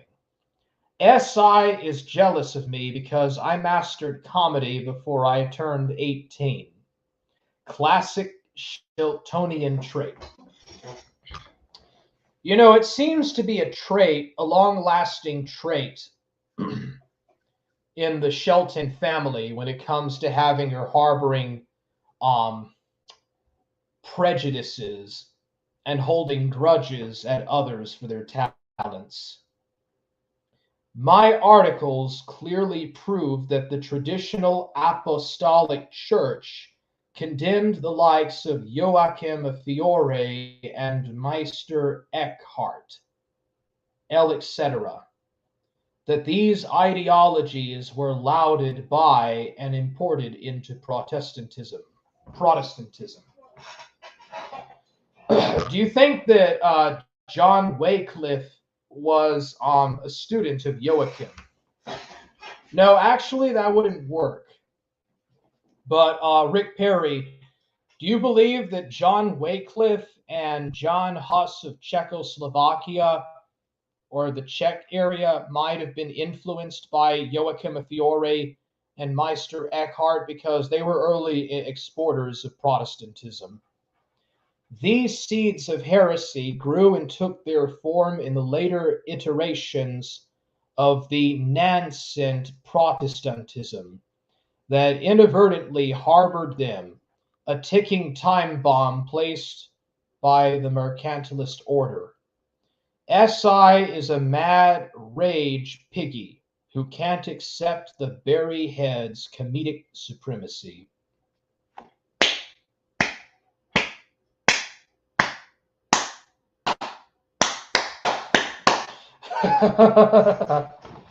Confirmed, both Lancetier and McCombs are confirmed Sheltonians. Christensen is orbiting, but his alignment is uncertain. Sad to hear that Lancetier has succumbed to Sheltonianism. Yeah, well, it's pretty typical for Russians to have a slavish mentality. It's pretty common for Russians to have like a very illogical and slavish mentality. And I think it's just kind of normal that Lancetier would fall back in line with Shelton. So, yeah, I would have to research them. Okay, dude. So Martin Luther, the reformer, was a close student or studier of Meister Eckhart, and well, at least of Meister Eckhart. So really, all of these breakaway Protestant sects were just meant to destroy and tear down the fabric of Western Catholic civilization. Wheel in the machinery of government, which modern political science has approved, has the securest check upon the arbitrary tendency of civil power.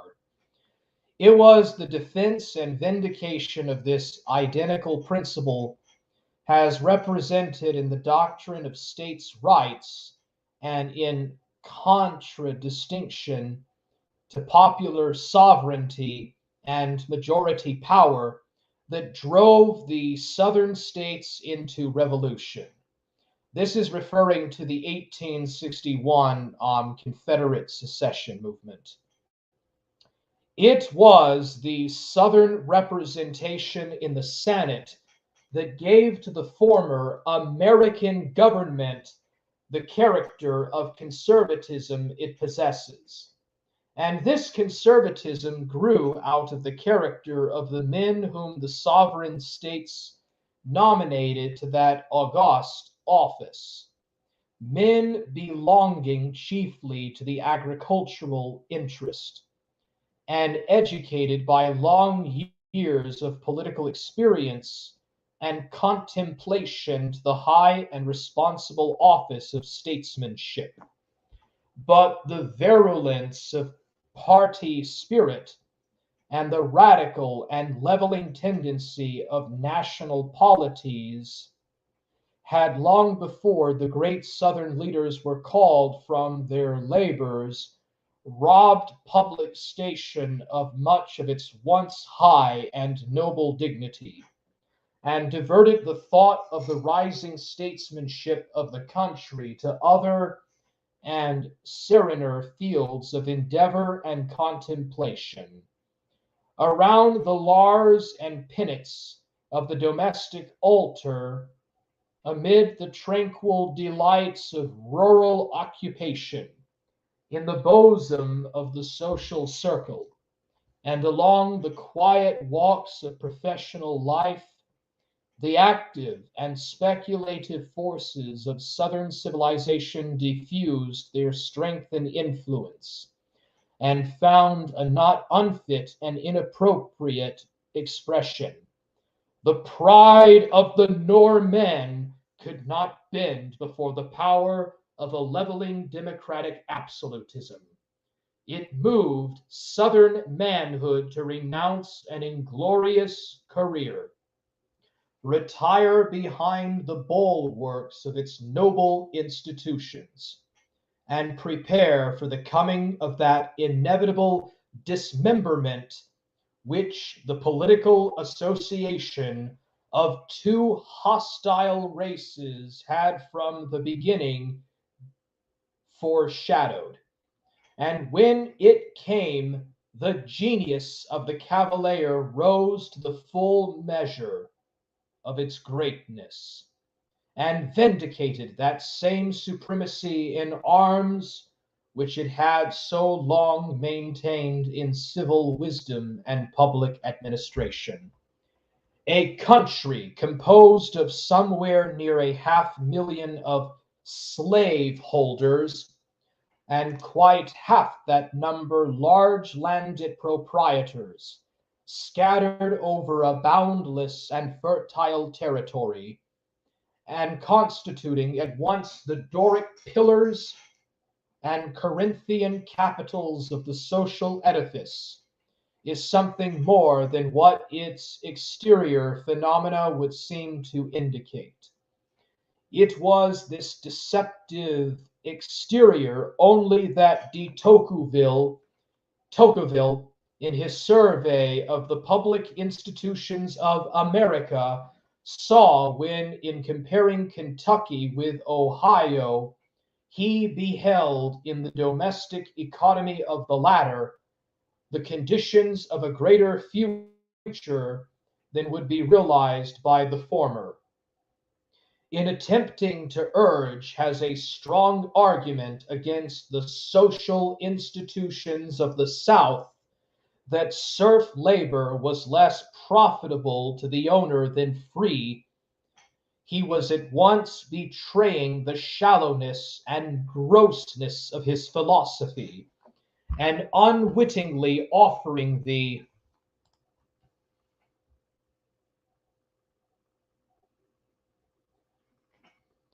let's see here.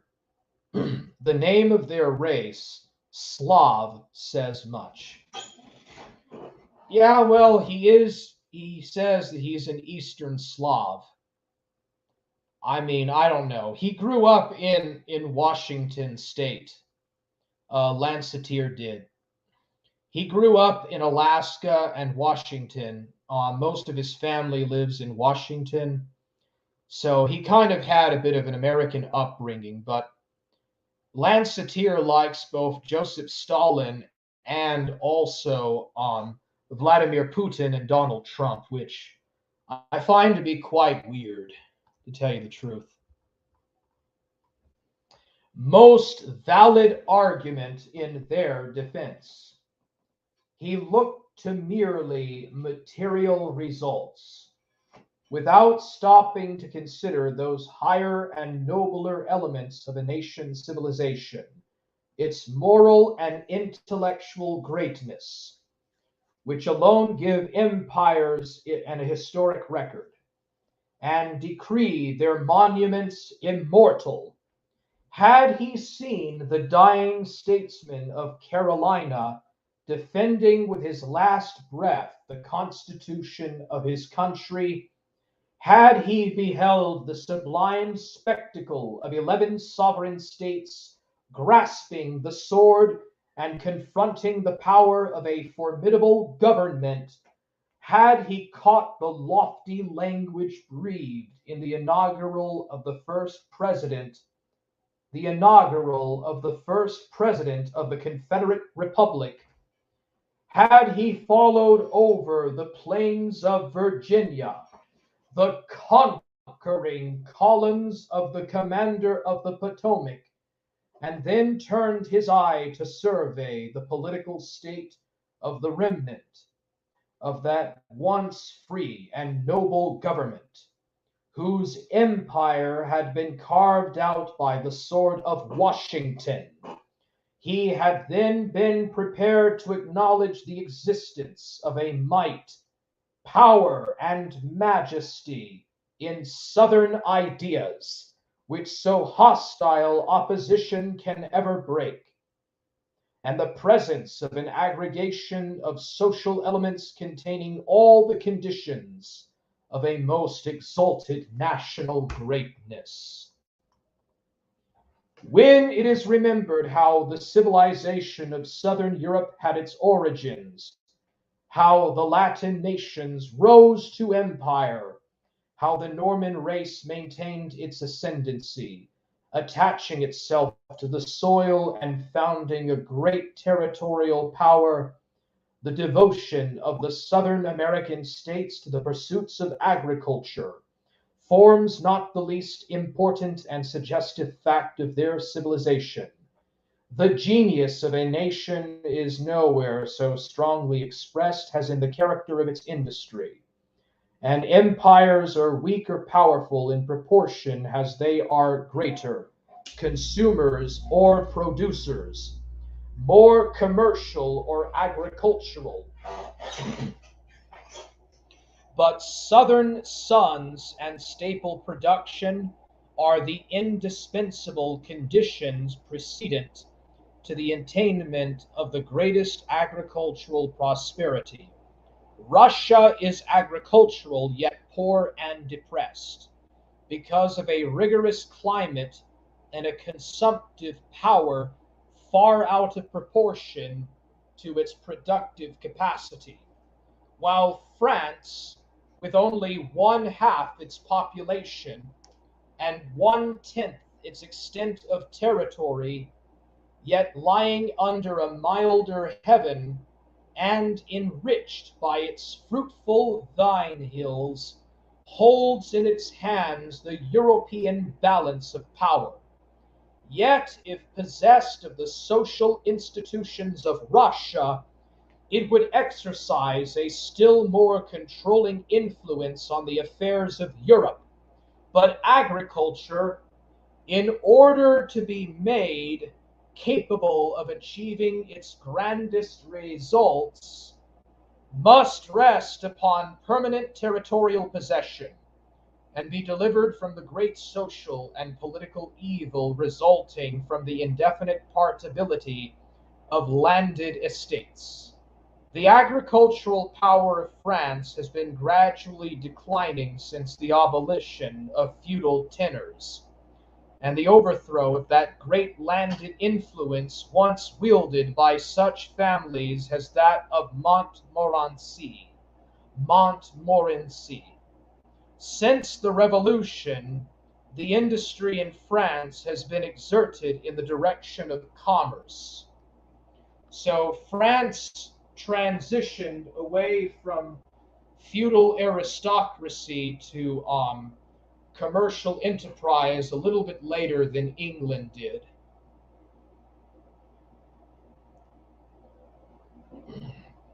And the northern or the northeastern states, they developed about the same speed as France. All right, I'm almost done.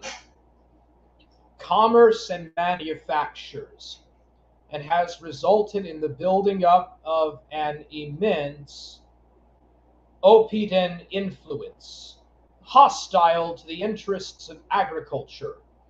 Nor is it merely in its imposing material results that the influence of rural occupation upon a national civilization is to be witnessed. It fosters the growth of the martial spirit and brings to the support of government a well matured and enlightened public sentiment, which gives strength and stability to the national forces and increases indefinitely all the varied resources and capabilities of empire, and conducted as it is in the southern states by servile labor under the control and supervision of a superior race, and with all the favoring influences and adaptabilities of soil, climate, and production, it furnishes the only secure foundation upon which liberal institutions can permanently rest. It is divested of the repulsive competitive features attaching to commerce and manufactures, whose effect is to concentrate in large masses and corrupt population, and throws into the scale of law, order, and conservative rule a mass of educated opinion which completely neutralizes the action of the more restless and disorganizing forces that equally disturb the peace of society and endanger the security of government. Combining all these varied elements of social greatness and national power newly entered upon a career of independent empire, standing isolated and alone among hostile and unsympathizing nationalities, and surrounded by trying and perplexing complications, springing up at every step and prolonging but not rendering doubtful the ultimate issue of a stern and sanguinary conflict. The Southern Republic looks serenely through the accumulating difficulties and dangers of the present to an assured final triumph, and to no very distant and in no very distant future of those grand and imperishable ideas embodied in its noble civilization, and now beckoning it on to empire, and with the heart resolved and hands prepared to carry to successful end the work begun. Sire to son will the legacy transmit, till the Norman race record in America what with strong hand and 10 centuries of dominion and power it has written on the civilization of Europe. And that is Southern Civilization, or the Norman in America, by George Fitzhugh.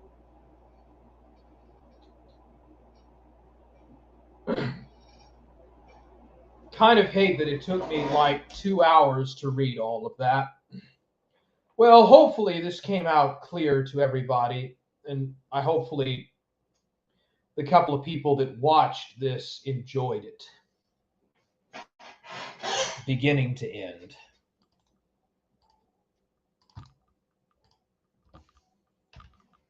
I'll go ahead and post the link to my StreamYards if anybody wants to come in or chat or whatever.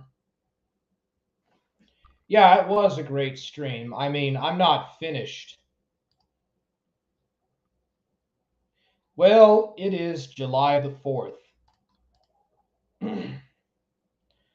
I might do some stuff about July the 4th from Occidental Descent. I don't know if that guy actually likes me parroting his material, but I might read that.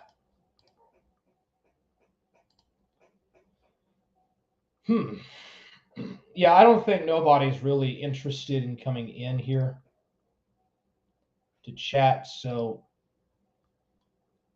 let's see here. What is Chauncey saying? Give me everything. Okay. Yeah, I shouldn't be showing that on stream.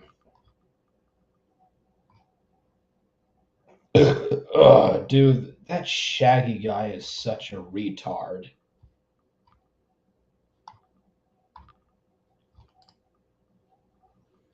All right, I don't think nobody's coming in, so.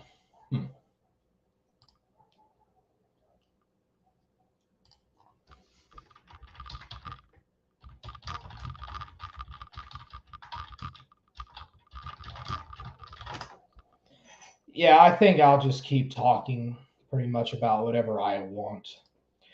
Forge Gang!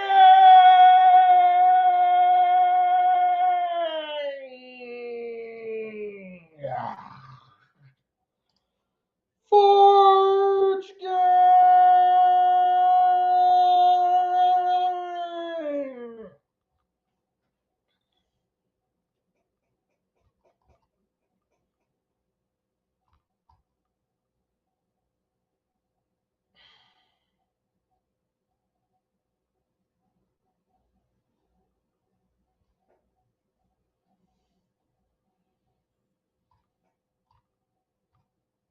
Yeah, dude, it was our ancestors that built this nation. Hard man!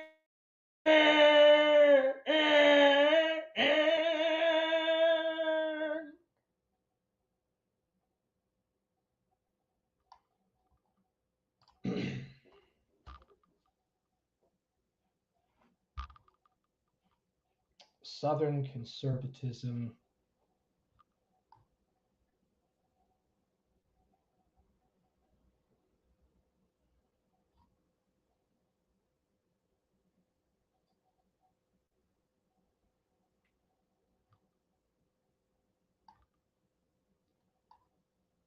Overculture, underculture.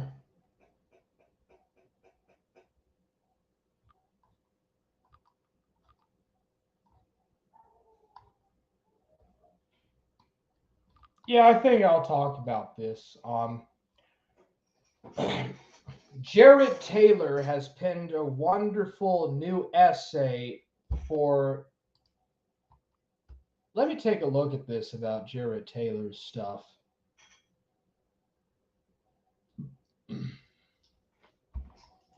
What, dude? Dude, it looks like it was taken down.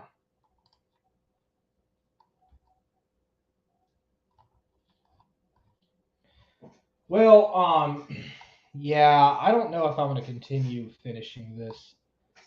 So I wanted to know about the vicars. What was the stuff that's been going on with the vicars?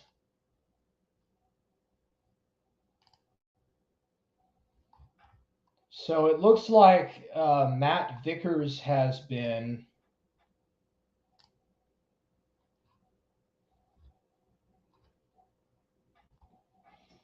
felted really bad.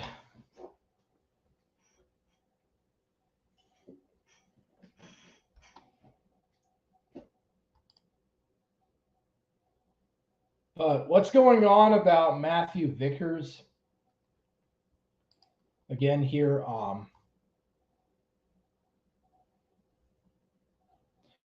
this is my problem. I try to look for this stuff and I'm not really able to find much of anything.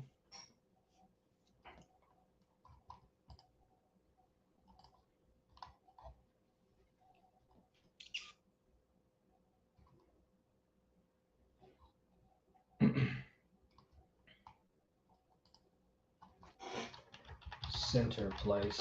But I was interested about how they were saying that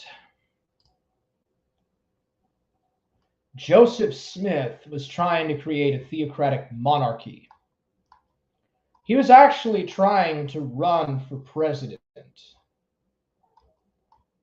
I thought that was pretty interesting.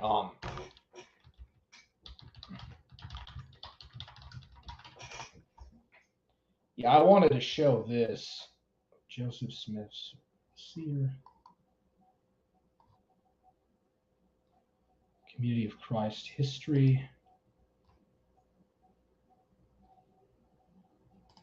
Yeah, that's just the Community of Christ history. Here it is. Here it is. Latter-day Saint history. All right. So what is this about Joseph Smith?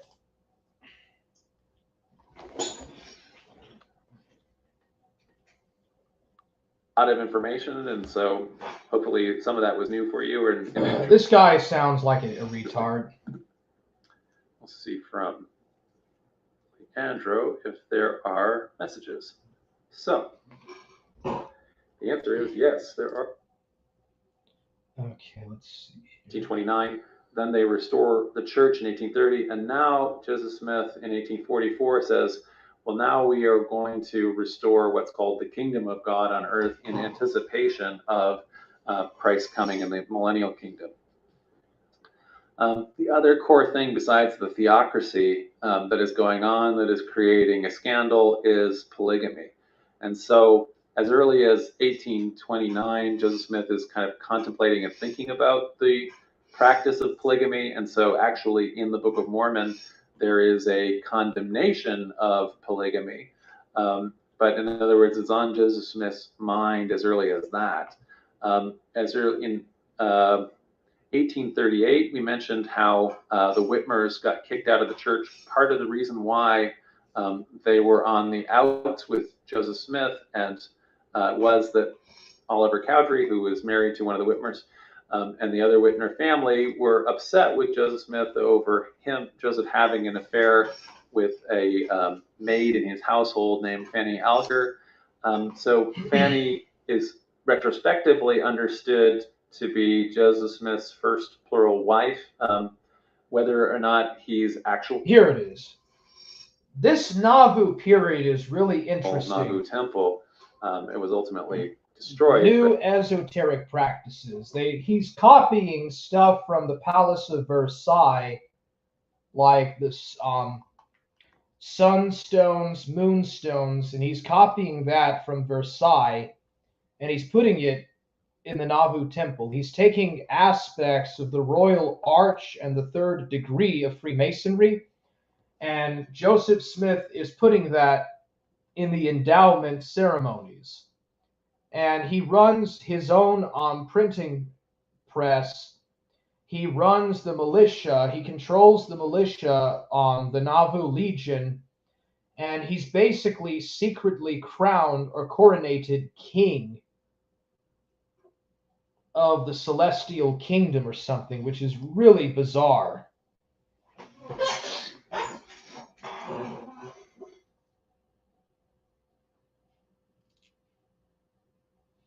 Joseph Smith's theocratic monarchy wasn't based on biblical or even ecclesiastical principles. It was modeled on the Masonic centralizing formula of the royal arch's king, priest, and prophet subversion.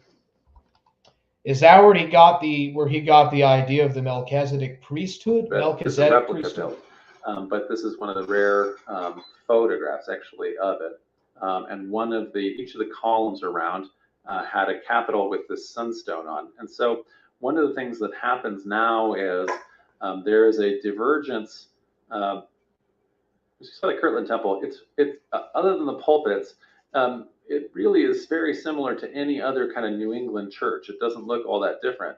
Now, the Nauvoo Temple has some very obscurely different stuff: the sunstones, moonstones, starstones, the baptismal fonts, and other kinds of things that are inside it that make it very different. So outsiders, when they saw this very rapidly growing, seemingly successful city, they were threatened by it. So Mormons block voted.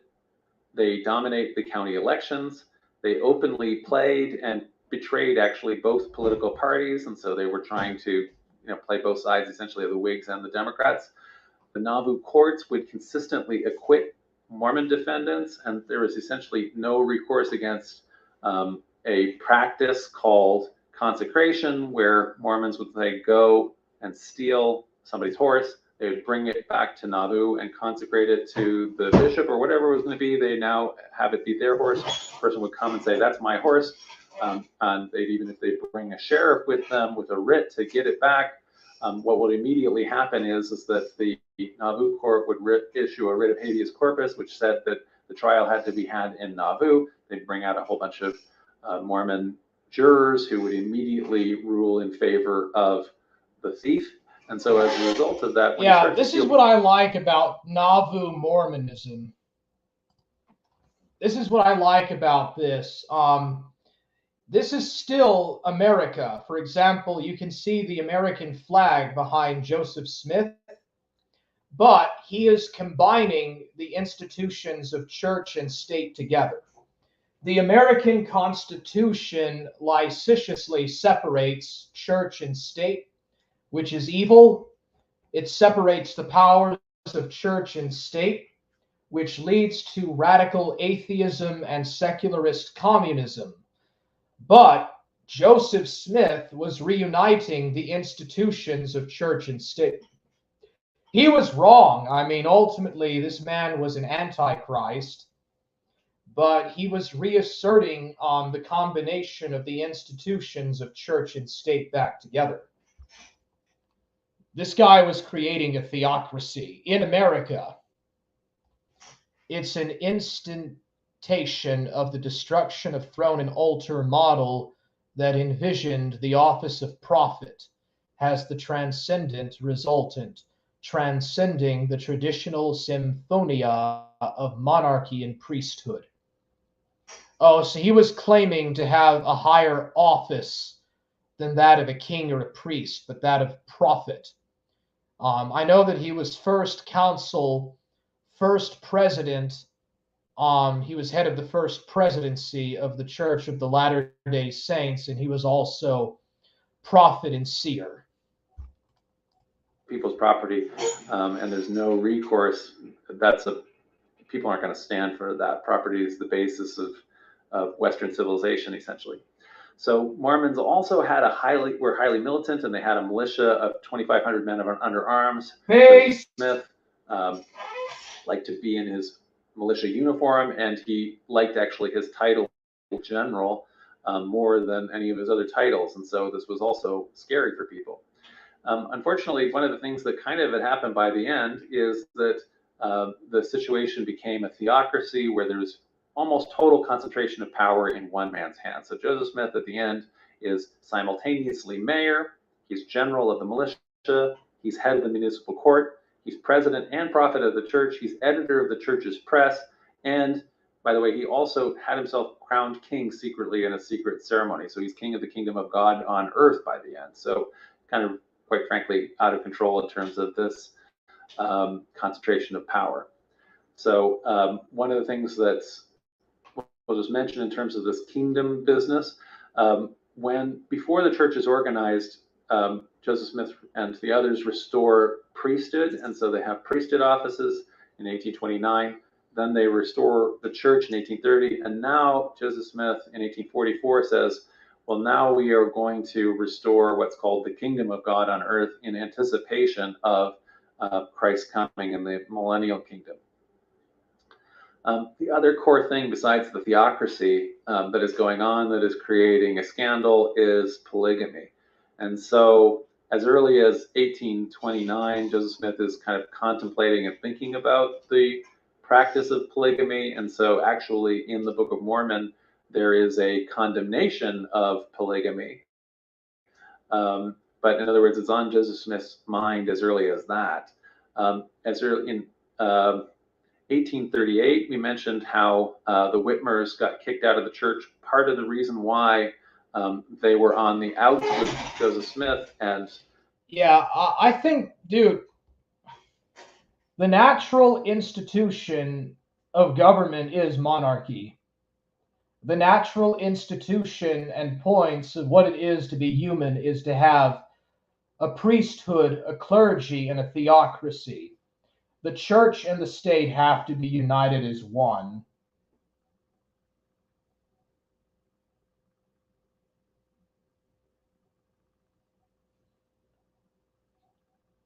He was subversively denigrating church and state. His order of Enoch was going to be a communitarian regime. Hey, Warhammer, could you please turn on dark mode on YouTube? The Pharisees also made that heretical claim. They were framed as the heirs of the prophetic tradition, and rabbinic Judaism is the continuance of the Pharisee tradition. Yeah, Saint, what was his name? I can't think of his name, dude.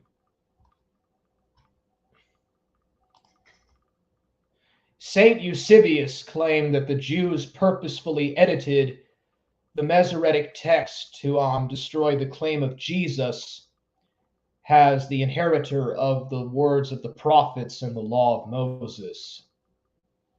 Eusebius and Origen and Augustine wrote about that. How do I turn on dark mode? Let's see here.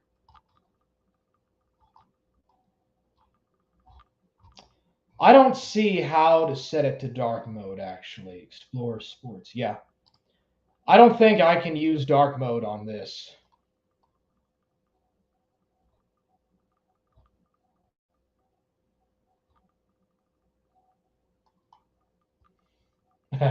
Mormon Shaggy's puke and pee meltdown stream. Emperor of California. Who is that Emperor of California? Here it is. Joshua Norton, the only United States emperor. This is interesting. Hello, I'm Simon Whistler. You're watching the Today I Found Out YouTube channel. And in the video today, we're looking at the forgotten... The double-headed eagle of the Eastern Church symbolizes the proper symphonia of church and monarchy working together.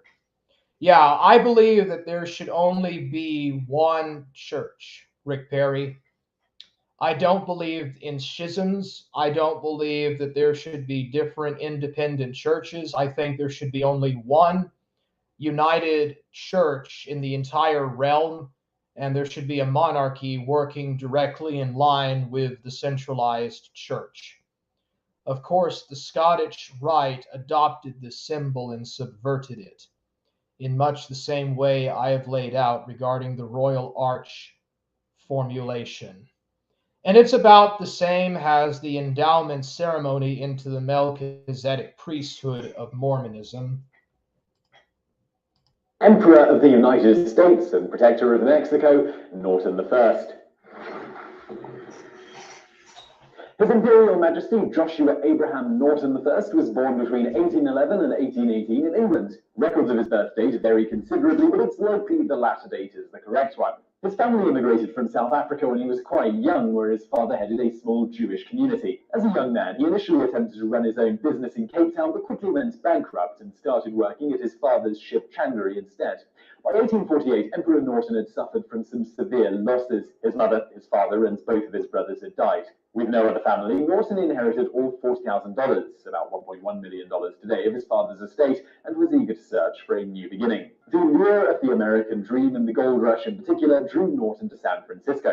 He was eager to find his fortunes, though he wasn't interested in mining the gold fields. Instead, he started a small merchant business and rented out space on a ship he'd purchased for storage. Just a few years after his arrival in San Francisco, Norton was doing extremely well, with assets estimated to be worth around $250,000, which is about $6.8 million today. He had added to his collection of businesses a cigar factory, a rice mill, and an office building, but his fortune didn't last for very long. A famine in China cut off rice shipments, sending the price of rice skyrocketing from 4 to 36 cents per pound. Norton saw an opportunity to make even more money when Willie Stillen told him about a ship carrying Peruvian rice.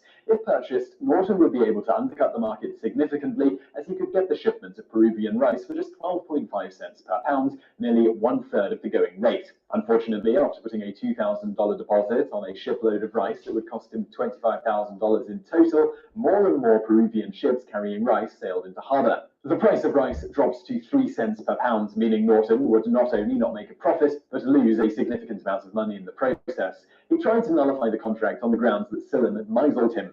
The incident resulted in a 2.5-year court battle, with the outcome in Stillen's favor.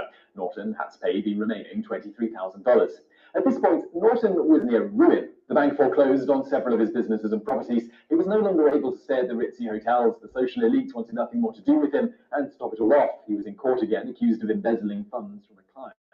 By 1859, the once wealthy merchant who had it all was living in a working-class boarding house, down on his luck and seemingly incapable of any upward mobility. But that isn't the American way. When you're living on your last dollar and have nothing left to lose, what do? Well, you declare yourself Emperor of the United States, of course.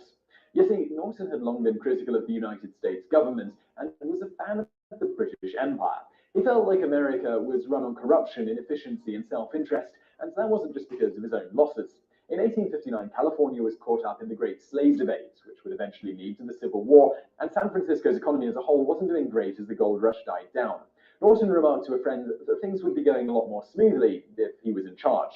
It's the kind of statement that no one expects anyone to act upon, but Norton was a stubborn, if unconventional man, and he decided to do something about it. On September 17, 1859, an unusual story was published in the San Francisco Bulletin. At the peremptory request of a large majority of the citizens of these United States, I, Joshua Norton, formerly of Algoa Bay, Cape of Good Hope, and now for the last 9 years and 10 months past of San Francisco, California, declare and proclaim myself the Emperor of these United States. And in virtue of the authority thereby in me vested, do hereby order and direct the representatives of the different states of the Union to assemble in musical hall of this city on the 1st day of February next, then and there to make such alterations in the existing laws of the Union as may ameliorate the evils under which the country is laboring, and thereby cause confidence to exist both at home and abroad in our stability and integrity. Settlers in the United States did consider themselves to be part of an empire. In San Francisco alone, there were buildings like the Empire Hotel, the Empire Brewery, and the Empire Fire Engine Company, among others. However, no one had yet been so bold to declare themselves emperor. It would have been easy enough to fob him off as a madman, but the San Francisco Bulletin continued to publish his demands and edicts. Norton I called for the dismantling of Congress and the abolishment of the Supreme Court. He fired Virginia Governor Henry A. Wise for sending John Brown of Harper's Ferry fame to the gallows. Norton was staunchly for equal rights for all, but he couldn't leave Virginia without a governor, so he replaced him with John C. Breckinridge of Kentucky, who was also known as the Vice President of the United States at the time. In 1860, the Congress of the United States convened against Emperor Norton I's orders. In retaliation, he ordered the Commander-in-Chief of the armies to clear the Hall of Congress. The man he was addressing was General Winfield Scott, who had commanded armies 15 years before, was now 74 years old, and living in the Washington Territory rather than Washington, D.C. That same year, Emperor Norton I declared the United States an absolute monarchy. In 1869, he abolished the Democratic and Republican parties. Now, obviously, none of Emperor Norton I's degrees ever came to fruition, at least not because of anything Norton said. Later, a few of his ideas would be independently implemented, such as a bridge being built between San Francisco and Oakland, and the formation of a League of Nations. As a self-proclaimed emperor with no army or money to back his proclamations up, he had no real legal power to create a monarchy, fire governors, or dismantle the Supreme Court. However, oddly enough, he did end up gaining power of a sort. Emperor Norton I quickly became a legend and was extremely popular among the people of San Francisco. Politicians were forced to humor him, because to show him disrespect was to lose votes. As an example of his popularity, Emperor Norton I was arrested once, but it wasn't for conspiracy to overthrow the government or anything of the sort. Rather, he was picked up for vagrancy and was later charged with lunacy. His arrest caused an outcry. Newspapers immediately took to the presses to urge the public to attend the emperor's hearing and protest the injustice against his imperial majesty. It produced the desired effect. Emperor Norton I was released with a full apology, and Police Chief Patrick Crawley ordered all police officers to salute Emperor Norton I when they passed him in the streets, where he could often be found inspecting the city and socializing with his subjects. The new emperor didn't live like a king, but his new life did provide a lot of perks other than salutes from police officers and a popular name in newspaper stories. He continued to rent a room in a cheap boarding house for just 50 cents a night. His clothes were largely cast-offs from his loyal subjects, including a few old army uniforms and a hat that was given to him by a shoekeeper, so that the shop could then be deemed outfitters to his imperial majesty. At a certain point, when his uniform became too warm, the city of San Francisco saw to it that he was given a brand new uniform to wear, as no emperor of the United States should go around in shabby clothing. Besides the free clothes, he was able to ride on San Francisco's public transportation for free, and was even given a free rail pass in the state of California. He was also given free meals in several restaurants, including very upscale establishments, where he was often treated as a VIP guest. Similarly, when he wished to attend a play, an opera, or the like, he typically had little trouble acquiring a box seat for free, and he was occasionally honoured at such shows. When Emperor Norton I needed a bit of extra money, he went door to door, asking businesses for... Yeah, this is actually not how monarchy works. Decentralized churches are fine. The Apostolic College of Bishops hold the power in terms of their conciliar ecumenical consensuses. The falling away from the apostolic model of church governments in many countries and cultures allowed the mercantile order to infiltrate and subvert these fractured bodies. The Emperor of San Francisco, Bukowski mentions him in Factotum, LOL. Are you talking about Charles Bukowski, the Charles Bukowski? That's pretty interesting. Yeah, I don't think that this is how you organize or run a monarchy. At the end of the day, no single government is entirely perfect. Whether it be a monarchy, a republic, a fascist regime, a communist regime, an Islamic theocratic regime, a Zionist regime, any type of government, they're all fallen. Like, all of these types of earthly governments are bad and they're fallen. But I think that monarchy is closer to what the Bible wants than a republic, for sure. Like, I think the Bible does address monarchy.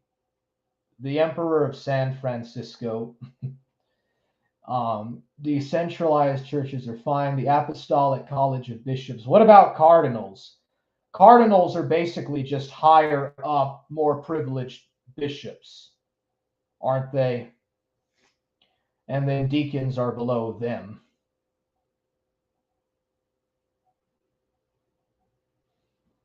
Norton the first had to have had some kind of Masonic backing. I'm sure it could be easily uncovered with a bit of research.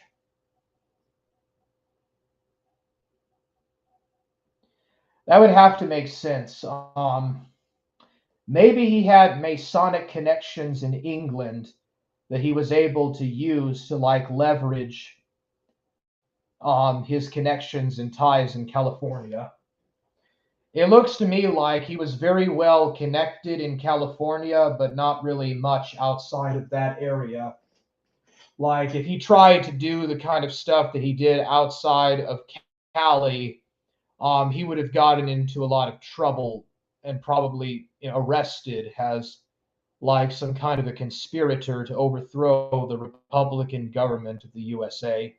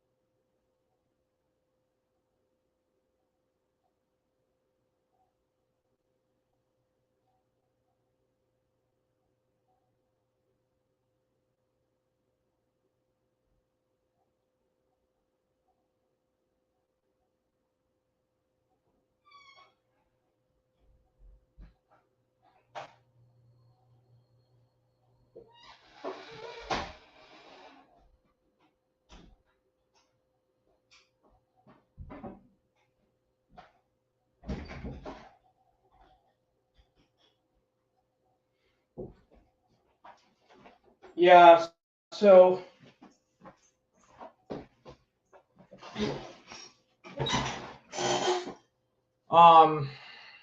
cardinals and archbishops are more administrative roles. The church traditionally only featured the offices of deacons, presbyters, priests, and bishops, high priests. So, three distinctive offices inside of the church hierarchy. Pope John Paul II often remarked that he was just a bishop. Even a patriarch only holds the office of bishop. So really, there's no higher office than that of bishop or high priest. Deacons are mostly married and retired men who take this minor holy order.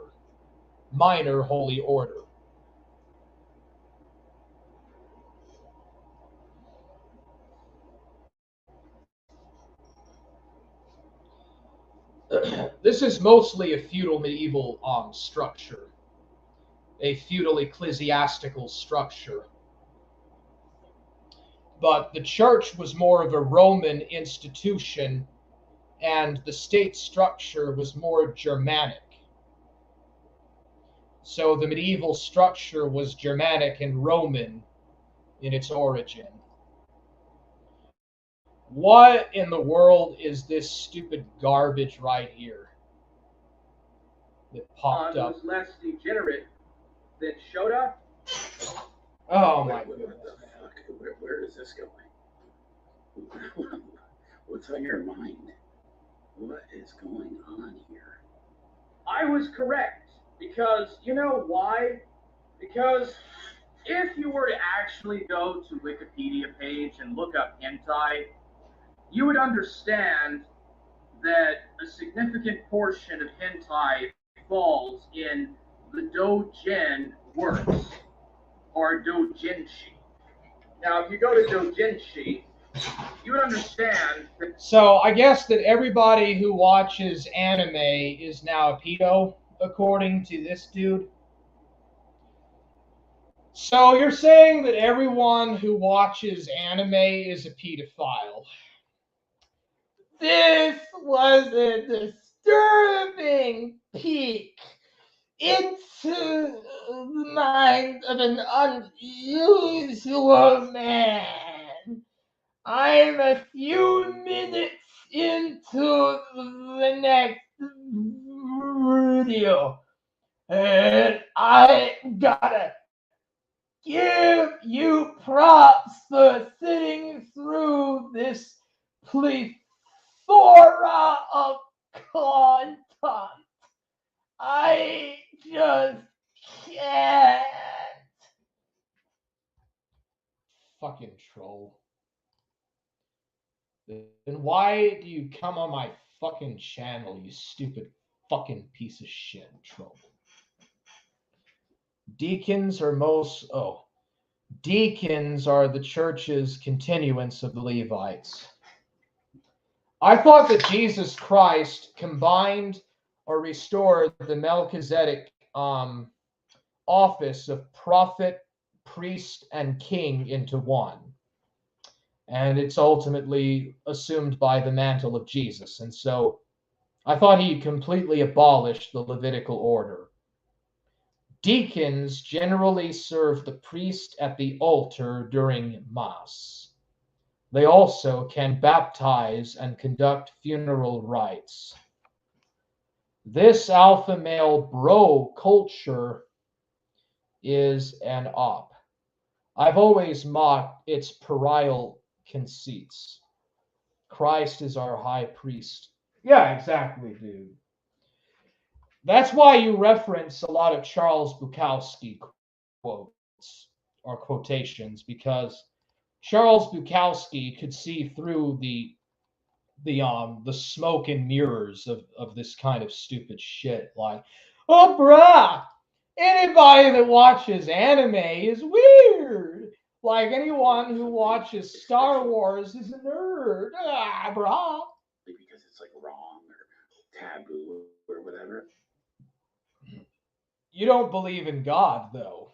You don't have absolute morality. That's the problem.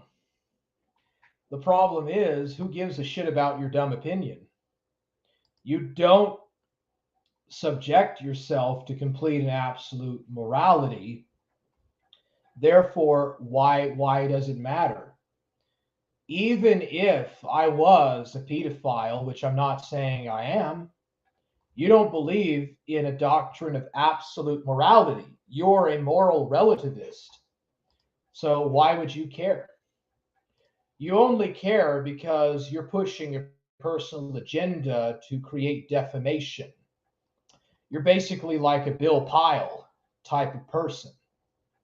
Like, all that you're about is just some sort of a Bill Pyle wannabe thing. So all it is just pure disinfo and defamation and like some sort of moral fagging crap. Big Dad Giga Chad. I can type that into my channel name and I can call myself a Big Dad Giga Chad.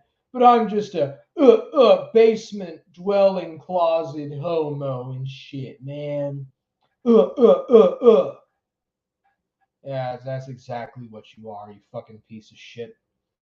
And don't tell me that Burger Boy isn't behind you. Like, Burger Boy is such a twit. Condescending little twit. What's this going on here? Infant baptism debate. In the Presbyterian or the covenant structure, the household structure of the covenant, there are lost people, there are saved people in covenant, and there are unsaved people in covenant. Okay? Okay, he's saying that there are saved people that are in covenant, and then there are unsaved people that are in covenant. What in the world does that even mean? For how can I endure to see the evil that shall come unto my people? Or how can I endure to see the destruction of my kindred? Esther 8:6. That is a lot like the parable of the Canaanite woman, and Jesus saying that he only came onto the sheep of the lost house of Israel. There's so many commonalities of that. Esther was a woman that was tribalist. She wasn't a nationalist or a Zionist, but she was a Jewish tribalist. Deacons aren't the same as the Levites, but they provide the continuance of analogy in that role in the new covenant. Deacons, the Levites, presbyters, priests, bishops, high priests. Oh, okay, I see then. There's a lot of analogies between the Old and the New Testaments, but they're different things.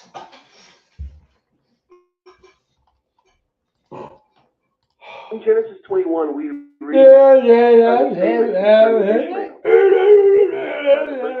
and of the son of the man I will and then in verse You can't eat a ham sandwich at night, neats. If you do that, you're a neat, and you can't follow my platform. I'm a descendant of a great Confederate general that goes by the amazing name of Colonel Sanders. Da da da da.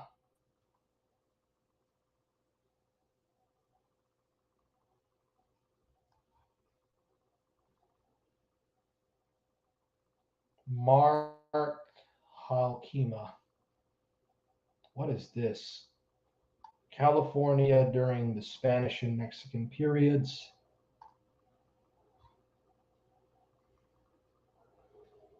Varnish manuscript.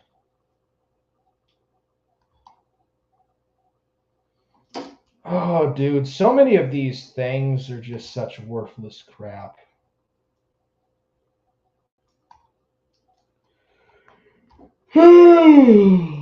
Excuse me.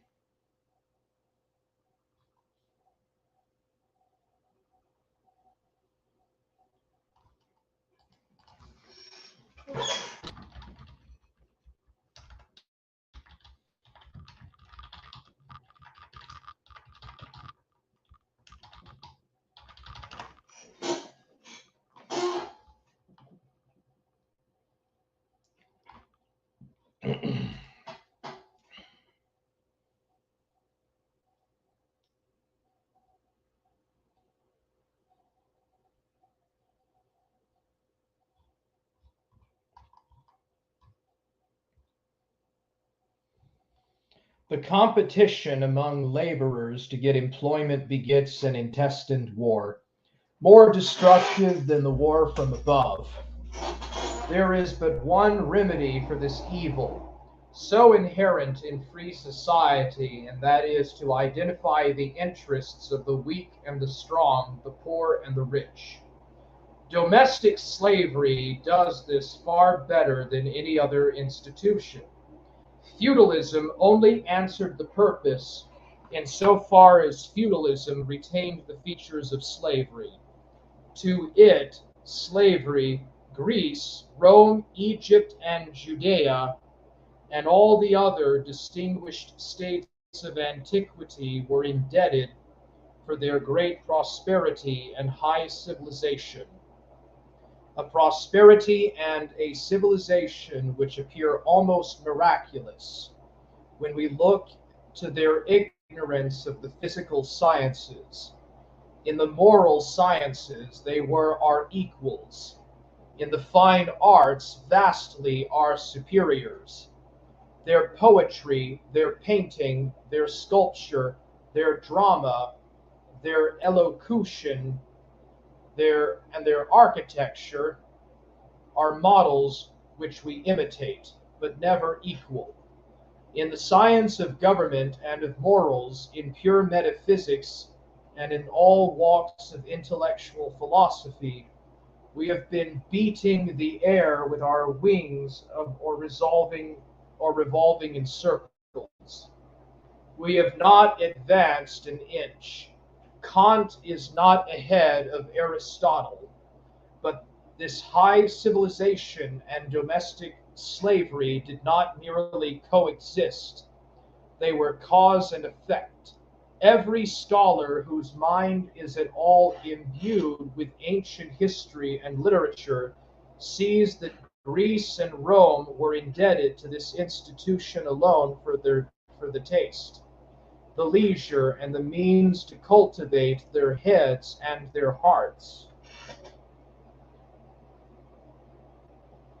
We agree with Mr. Jefferson that all men have natural and inalienable rights.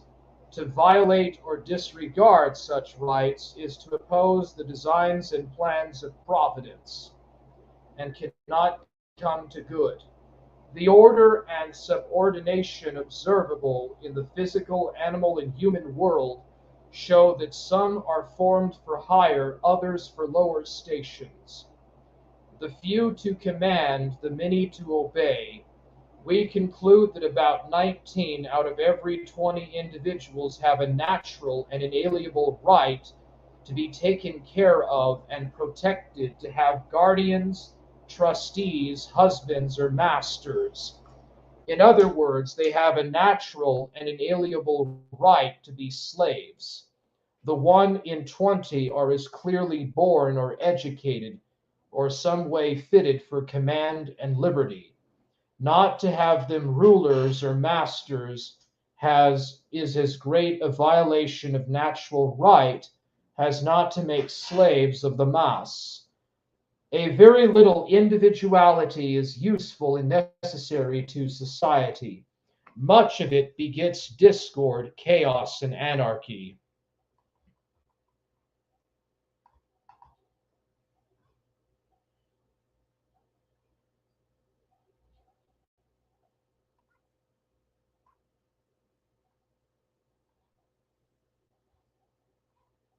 Here it is. That's what I wanted to read. My only request is clean drinking water and bread. Gang!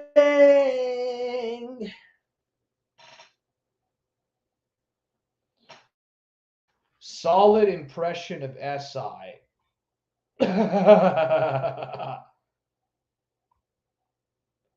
Ecclesiastical offices are sacramental representations. Isn't there like a sacrament of chastity, a sacrament of charity, a sacrament of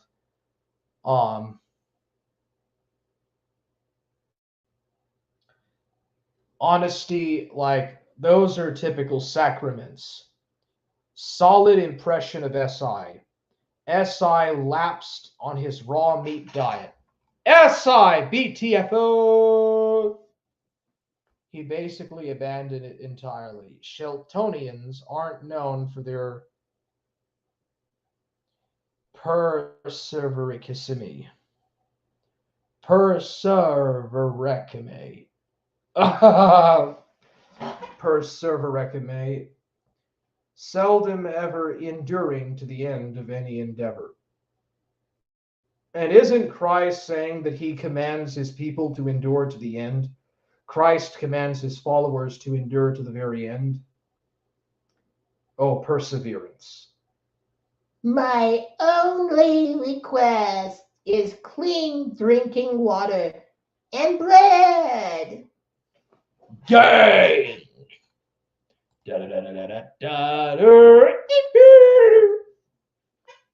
Superiority of Southern Races, review of Count de Gobineau's work. The science of ethnology has of late years become a favorite subject of investigation among the learned and the curious, and no doubt will always hereafter be pursued with avidity by a large class of readers.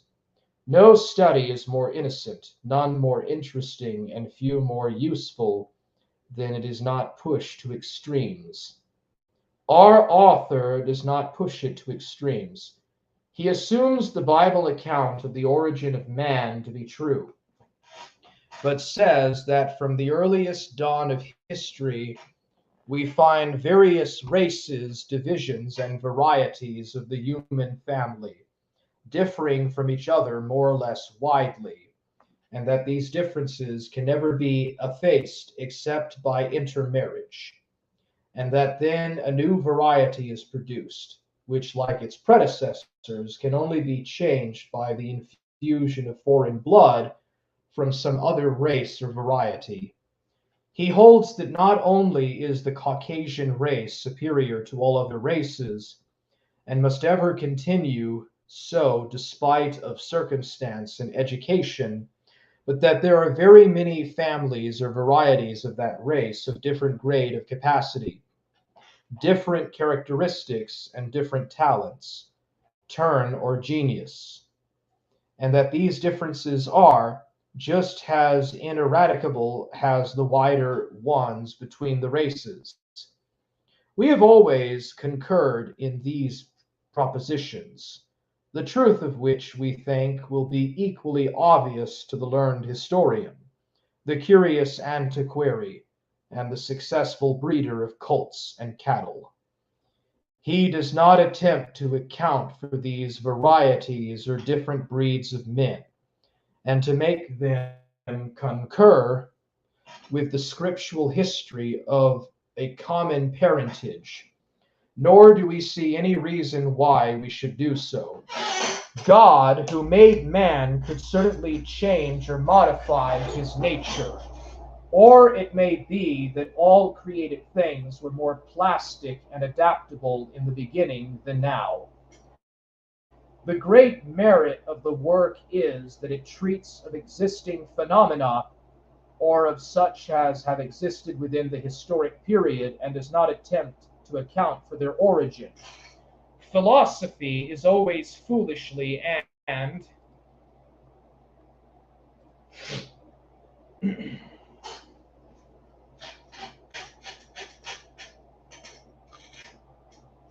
wickedly employed when it attempts to pry into the beginning, the extent or the end of things.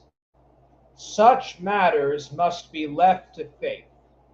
All men have more or less of religious faith, although often obscured and rendered obtuse by false education and conceit of learning, always with skeptics superficial and pedantic. On this account our author well remarks, I am firmly convinced that, politically speaking, irreligion never existed among any people, and that none ever abandoned the faith of their forefathers except in exchange for another. In other words, there never was such a thing as a religious interregnum. The Gallic Tentatus gave way to the Jupiter of the Romans. The worship of Jupiter in its turn was replaced by Christianity. It is true that in Athens Not long before the time of Pericles and in Rome toward the age of Scipios, it became the fashion among the higher classes first to reason upon religious subjects, next to doubt them, and finally to disbelieve them altogether, and to pride themselves upon skepticism. But though there were many who joined in the sentiment of the ancient free thinker, who dared the augurs to look at one another without laughing, yet this skepticism never gained ground among the mass of the people. Aspasia at her evening parties, and Celius among his intimates might ridicule the religious dogmas of their country, and amuse themselves at the expense of those that believed them. But at both these epochs, the most brilliant in the history of Greece and Rome, it would have been highly dangerous to express such sentiments publicly. The imprudence of his mistress came near costing Pericles himself dearly, and the tears which he shed before the tribunal were not in themselves sufficiently powerful to save the fair skeptic. The poets of the times, Aristophanes, Sophocles, and afterward Aeschylus found it necessary, Aeschylus found it necessary, whatever were their private sentiments, to flatter the religious notions of the masses. The whole nation regarded Socrates as an impious innovator, and would have put to death Anaxagoras, but for the strenuous intercession of Pericles. Nor did the philosophical and skeptical theories penetrate the masses at a later period. Never at any time did they extend beyond the circle of the learned and refined. It may be objected that the opinion of the rest, the mechanics, traders, the rural population, the slaves, etc., was of little consequence, as they had no influence in the policy of the state. If this were the case, why was it necessary until the last expiring throb of paganism to preserve its temples and pay the hierophants?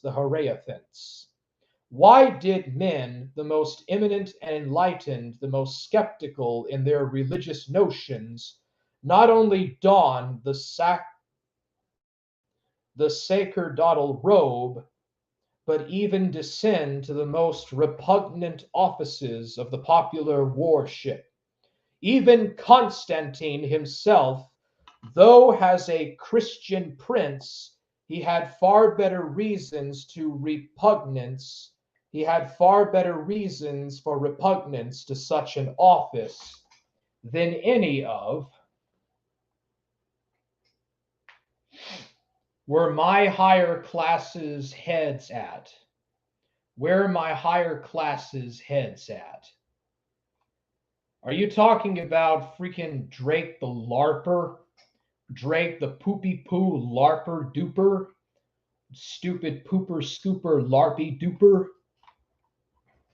His predecessors was compelled to compromise with the still powerful ancient religion of the nation.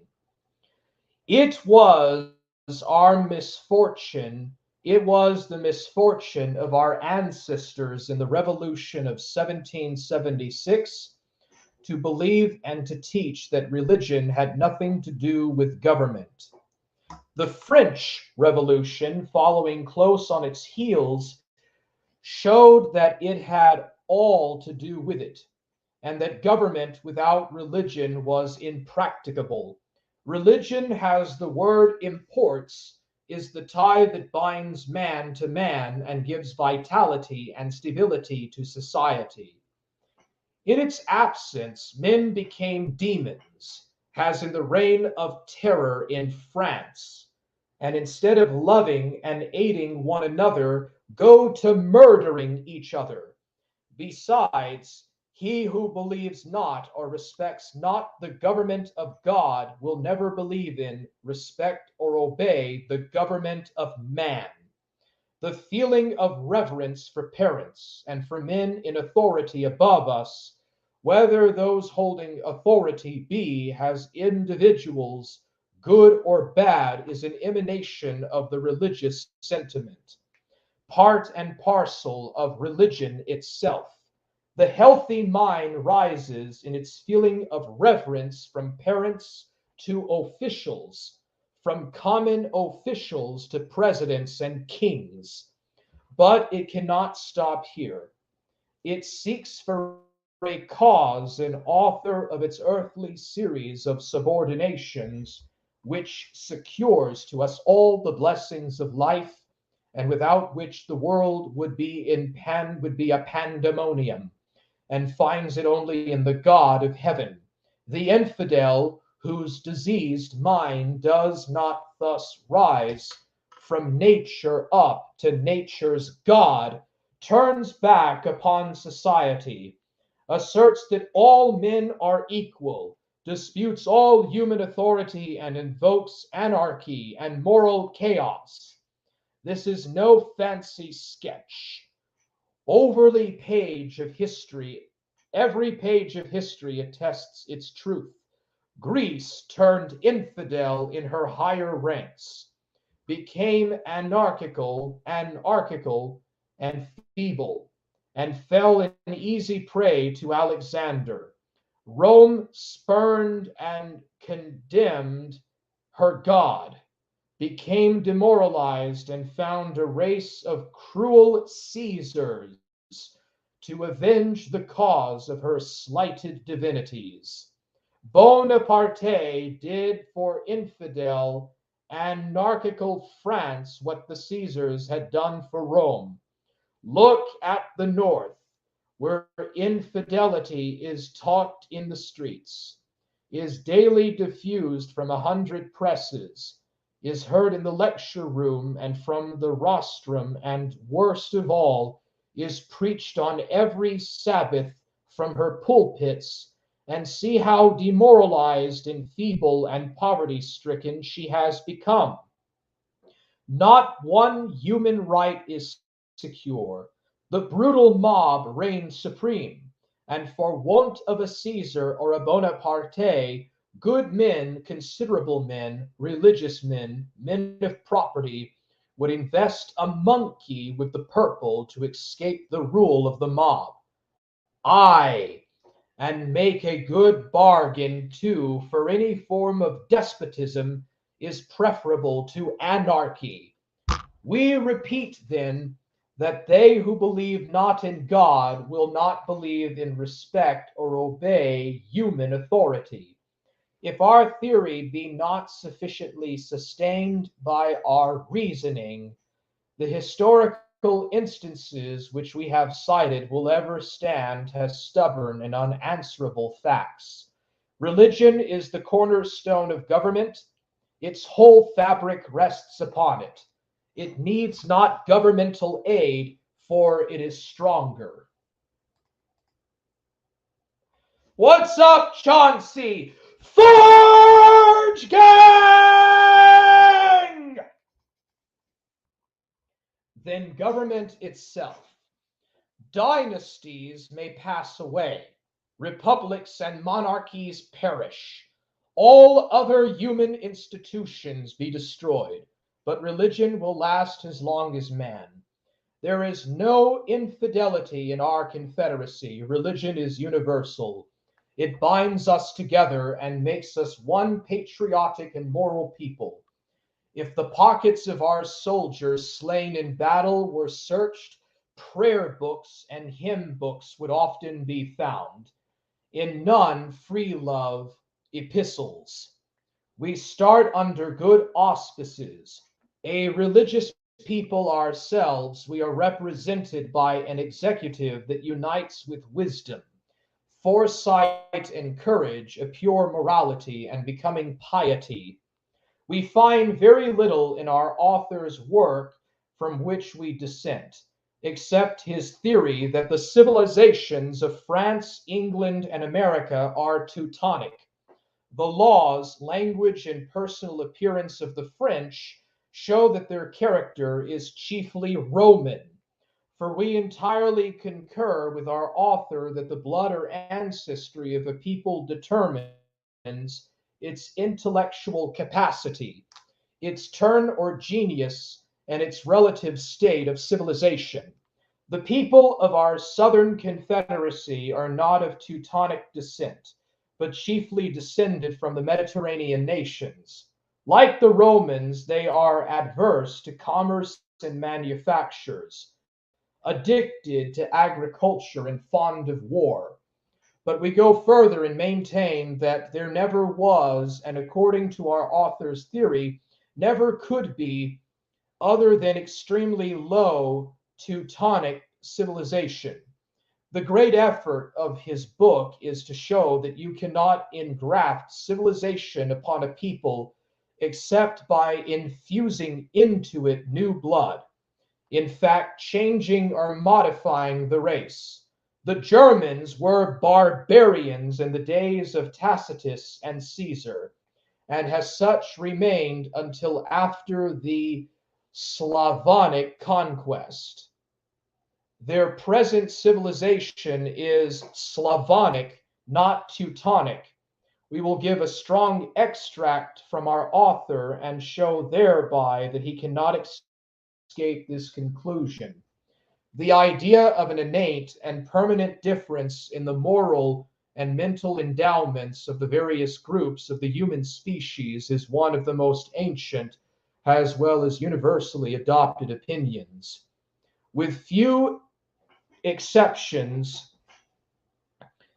and those mostly in our own times, it has formed the basis of almost all political theories, and has been the fundamental maxim of government of every nation, great or small. The prejudices of country have no other cause. Every nation believes in its own superiority over its neighbor, and every often different parts of the same nation regard each other with contempt. There seems to exist an instinctive antipathy among the different races, and even among the subdivisions of the same race, of which none is entirely exempt, but which acts with the greatest force in the least civilized or least civilizable.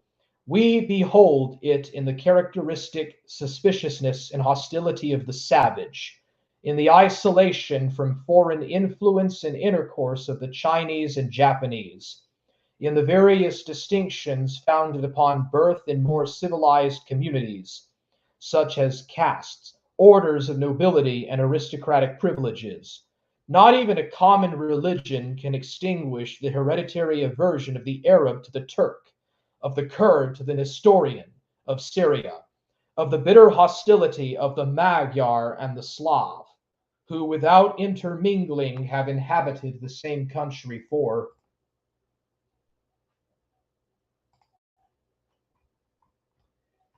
it really just takes such a super long time to go to another page. Centuries.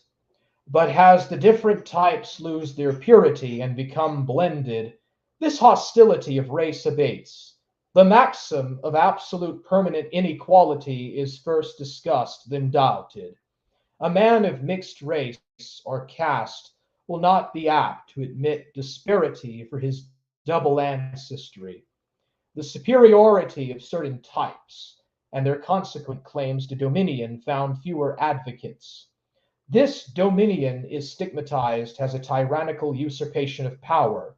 The mixture of caste gives rise to the axiom that all men are equal and therefore entitled to the same rights. Indeed, since there are no longer any distinct hereditary classes, none can justly claim superior merit and privileges, But this assertion, which is true only where a complete fusion has taken place, is applied to the whole human race, to all present, past, and future generations. The political axiom of equality, which, like the bag of Aeolus, contains so many tempests, is soon followed by the scientific. It is said that the more heterogeneous the ethical elements of a nation are, the more extensively the theory gains ground.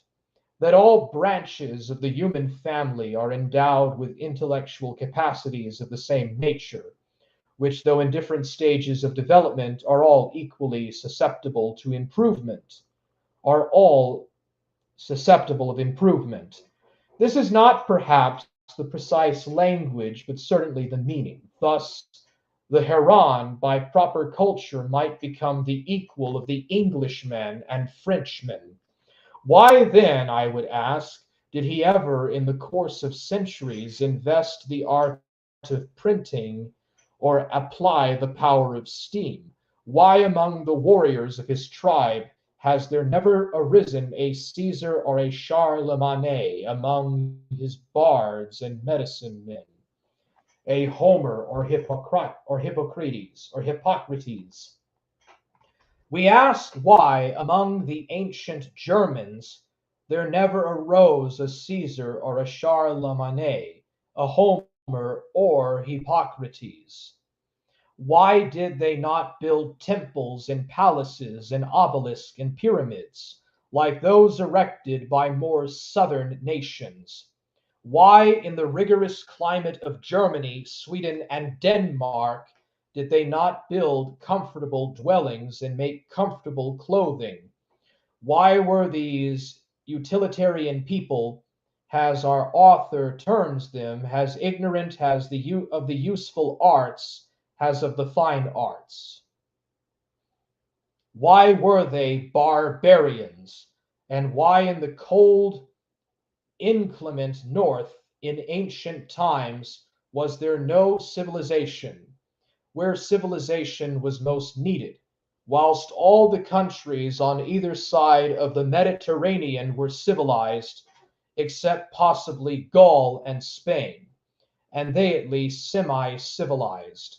Why from the remotest times has all southern Asia been civilized, and until the Russian or Slavonic conquest, all northern Asia been barbarous? Why in America was Indian civilization confined to the hottest latitudes, whilst the savage roamed the forests of the inclement north and the equally inclement extreme south? Why, if we make the circuit of the globe, do we find warm latitudes studied all over with ever enduring monuments of tireless industry of art and architecture? Why, until Southerners conquered and settled in cold regions, was there nothing to show except man's presence, that man had ever dwelt there? Why, until recently, have the people of the cold regions been indolent, stupid, improvident, and barbarous? Difference of race, our author would answer, but why the uniformity with which the superior races from the remotest? Whoops.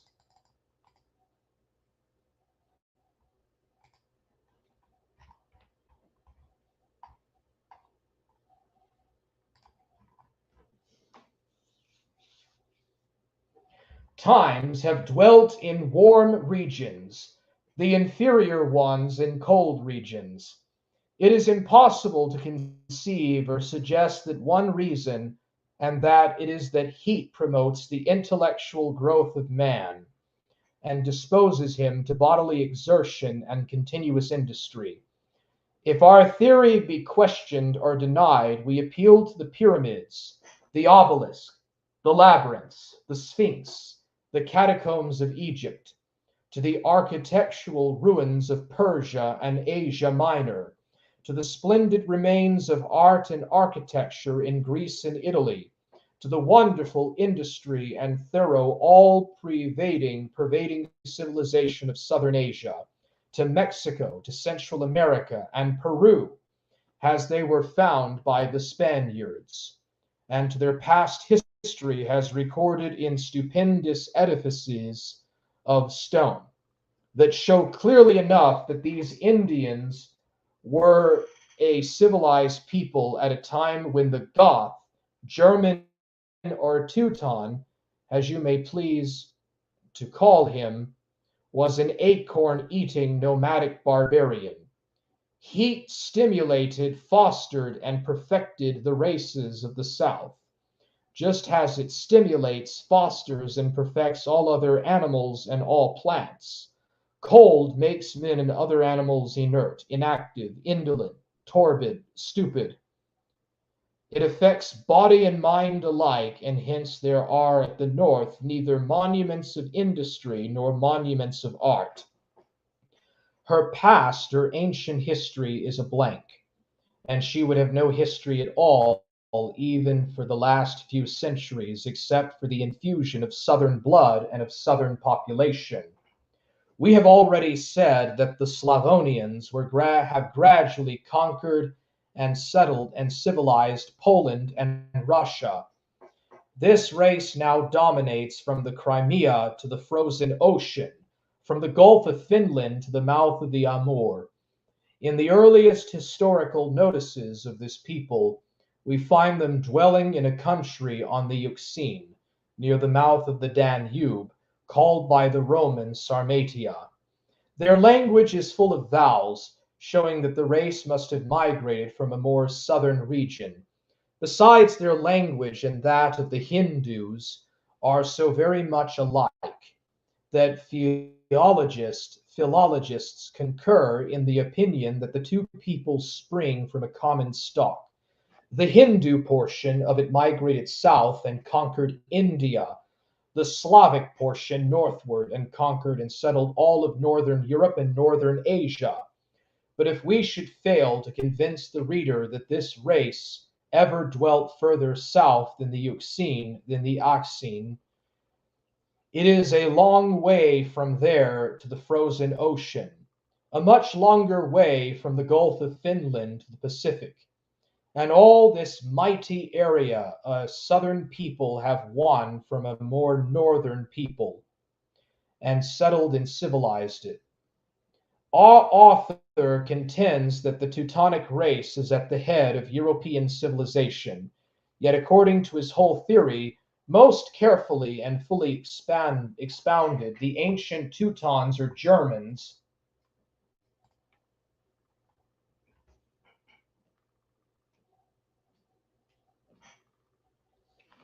were irreclaimable barbarians, a race who could not be taught what the enlightened ancients and enlightened moderns have denominated civilization, although they might make some advances in art and literature.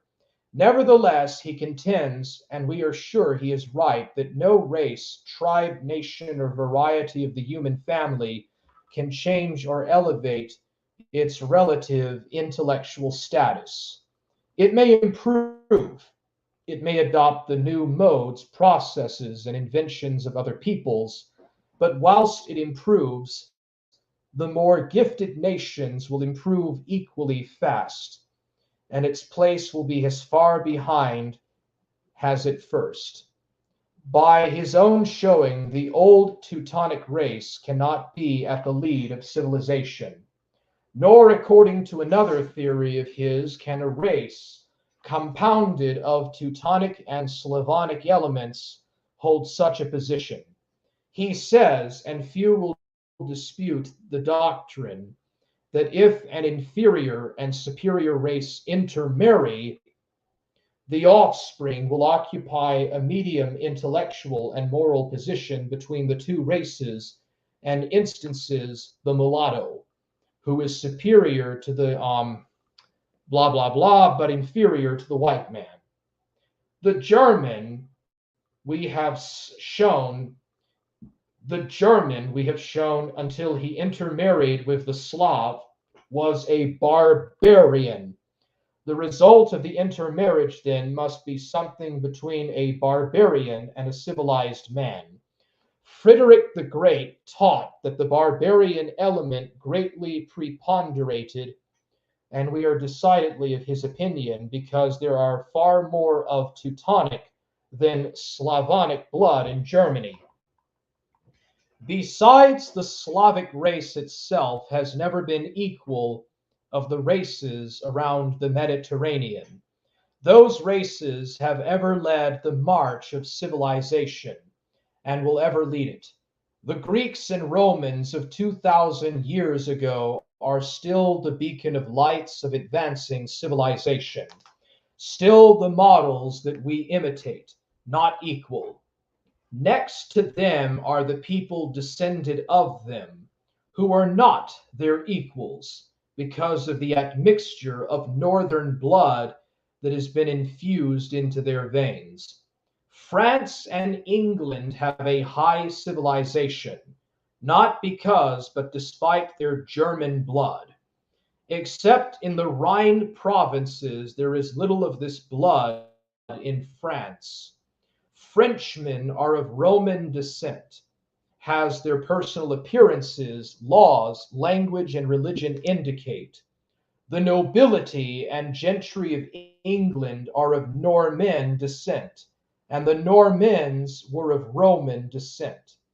There has been little intermarriage between the Anglo-Saxon and Norman elements in English society. The peasantry are Anglo-Saxons, and they occupy a social position quite as low as that of our slaves, and never emerge from that position. English writers agree that there are 10 instances of a slave's rising to wealth and distinction in Turkey, where one English peasant advances his social status.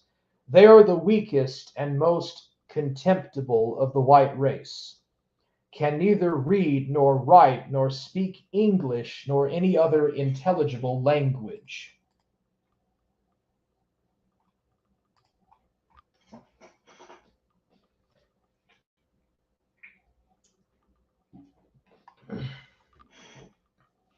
Were never 10 miles from home, are alarmed and confused when asked the commonest question, because they really have not sufficient intelligence to answer the commonest question.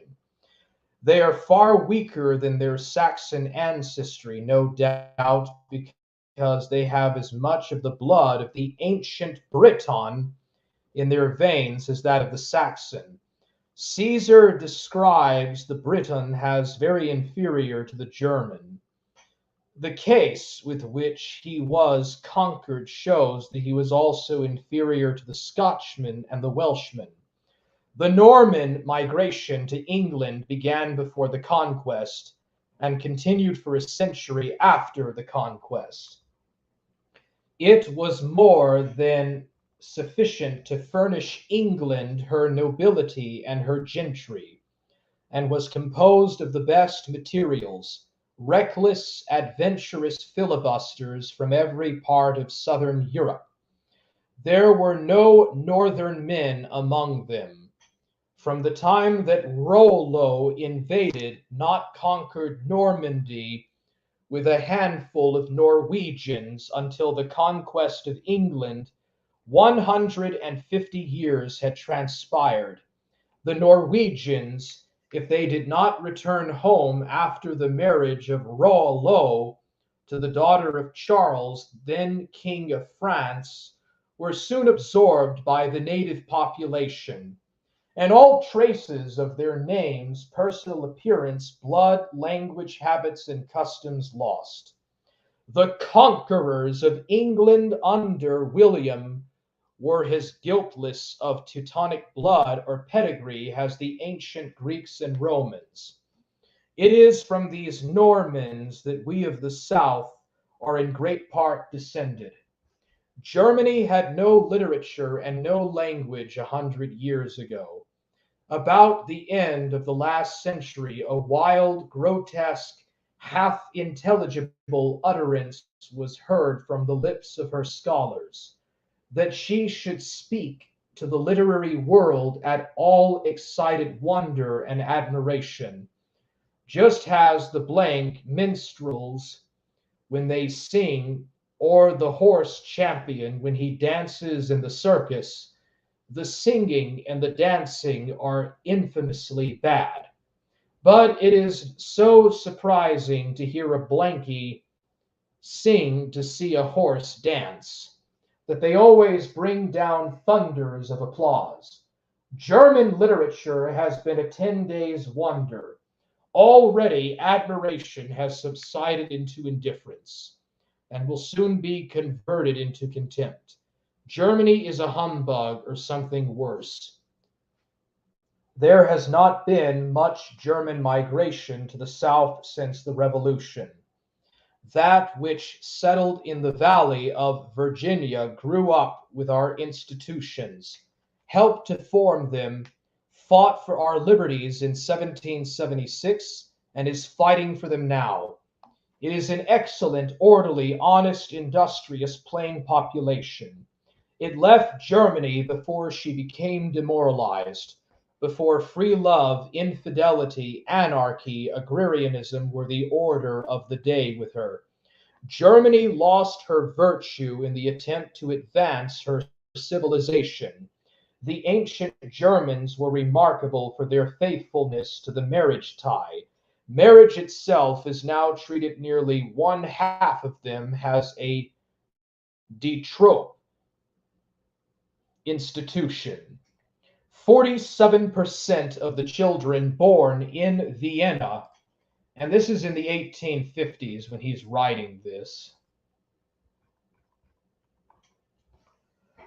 I don't understand why he brings up Vienna, because that's a different country from Germany, are bastards. And it is said there is less of female virtue in Stockholm than in Vienna. The German immigration to America since 1848 has been of the most objectionable character. The mass of them are revolutionist, socialist, abolitionist, disturbers of the peace of society. They do not mix, blend, and assimilate with our native population, but settle together in large bodies, hold themselves aloof from us, and retain their manners, customs, and political opinions. In the present war, too many of them at the South have sided with the North. They understand and admire the leveling democracy of the North, but cannot appreciate the aristocratic feeling of a privileged class so universal at the South. They never had any time below them at home, and cannot conceive that there can be a class lower than themselves. They do well enough to make Yankee Democrats of, but will be slow to become Southern conservative Republicans. We have many friends who we much admire among the German immigrants, and when we speak of them generally and in the aggregate as a people, we hope we shall not offend them as individuals. But we would sooner offend them all than betray our country. We believe that a large influx of German migration is one of the dangers we have to comprehend so soon as peace is restored. And we would have Congress anticipate and prevent it by the most stringent naturalization laws. Dude, this is pretty insane. I can't imagine what George Fitzhugh would say about Mexican or Latino and Islamic immigration into the United States. Wow. We have a theory of our own about the origin of races, which we think quite as plausible as any that we have read. Little confidence as we have in it in all its details, yet as it rests its basis on Holy Writ, we venture to give it to the reader. We believe that man, other animals, and plants were created at a common center in Asia, somewhere about Persia or Syria, and have thence been diffused north, south, east, and west over the whole earth. We believe further that at and about the center of creation was the most favorable locality for the growth and full development of all created things, and that regions and climates must, like this central locality, differ least from it in capacity to produce the finest specimens of vegetable, animal, and human life. We believe that as you recede from the isothermal latitude of creation and go north or south, all created things deteriorate, and that this deterioration is progressive until at length it becomes necessary to infuse new sensual blood or to introduce new plants from the central or warm latitudes. Thus, the Finns and Tartars of Russia and Asia, proceeding at first from the common center of creation under the evil influence of an extremely cold climate, gradually became so feeble in mind and body as to be easily conquered by the Slavs, who came from a warmer climate.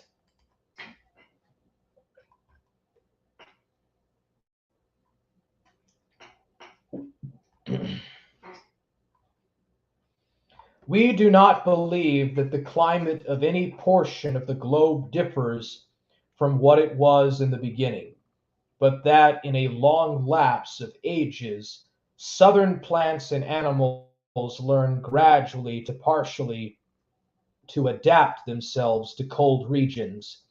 The elephant, found some years ago frozen in the ice at the mouth of the Neva, was covered with a warm suit of hair to fit it for a northern clime. Yet the elephant no longer exists at the north, although its bones are to be found everywhere. A cold climate in the long run proves fatal to it. The lion used to be found in Thrace, but has long since receded to warmer and more genial climes. The remains or impressions of many tropical plants are found embedded in the rocks of Iceland and other cold regions. These plants, like the elephant, had been gradually partially adopted to cold regions. When we find an elephant with all its flesh upon it at the mouth of the Neva, certainly from its situation belonging to the Adamite creation, why should we follow the skeptic and geologist in their wild speculations about a pre-Adamite creation? Some animals and some plants were created earlier than others and permanently adapt themselves to cold regions. Such among animals are men, bears, foxes, etc. Yet, although they learn to exist, they become far inferior to the same animal in the south. Many of the fruits, vegetables, and domestic fowls of Europe have been introduced from Asia within the historic period. In fine, however, we confess we have not much investigated the facts bearing upon our theory of creation and would not suggest it but its concurrence in the main with Holy Writ. But we beg the reader carefully to distinguish this one theory of creation from the other theory of ours, which is that without attempting to prey upon the secrets of creation, but only looking to existing phenomena, are such as history our architectural ruins attest, and we find that everything in warm climates is superior to everything in cold climates. In truth, this is no theory, but a fact, which we claim to have discovered, which we have maturely investigated and considered, and which we are ready to defend and sustain against all assailants. The southern people are a composite race, like the early Romans, although in general descended from Mediterranean nations or peoples, Normans, French, Greeks, and Spaniards. Yet their elements at first differed in their language, laws, habits, customs, and modes of thought. Each had its peculiar civilization, and had each settled apart from the other. Our society would have been incongruous, conflicting, and antagonistic, and our country feeble and distracted. But fortunately for us, these various elements, except some French in Louisiana, who are most loyal citizens, and a few colonies of recently immigrating Germans, have by intermarriage become blended.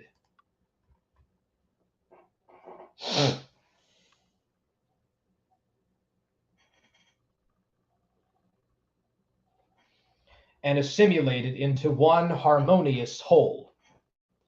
With small exemptions, there is a general concurrence of opinion among us on all subjects relating to the public weal, which makes us preeminently one people. This is the secret of our strength and national vitality. This, the means by which the zeal and ardor of part of the community is readily communicated to the whole community. These remarks are prefatory to the introduction of some passages from our author on a subject the most interesting in his book, and which he has handled with signal ability. He examines the various causes of national decadence which have been suggested by others, and finally concludes that it is always attributable to the introduction of prepondering, unassimilated foreign elements. He has probably pushed his theory too far, but it certainly contains much valuable new and original truth, and is especially interesting to us now. But we are about molding our new institutions. Now that we are about molding our new institutions, it is not then an extensive territory that ruins nations. It is a diversity of interests, a clashing of interests among the various parts of the population. When each province is isolated in feeling an interest from every other, no external foe is wanted to complete the ruin. Ambitious and adroit men will soon arise, who know how to play upon those interests, and employ them for the promotion of their own schemes. A little further on, we have an admirable passage quoted from de Tocqueville. A government retains its sway over a great number of citizens, far less by the voluntary and rational consent of the multitude than by that of instinctive and, to a certain extent, involuntary agreement, which results from similarity of feelings and resemblances of opinion. I will never admit that men constitute a social body simply because they obey the same head and the same laws.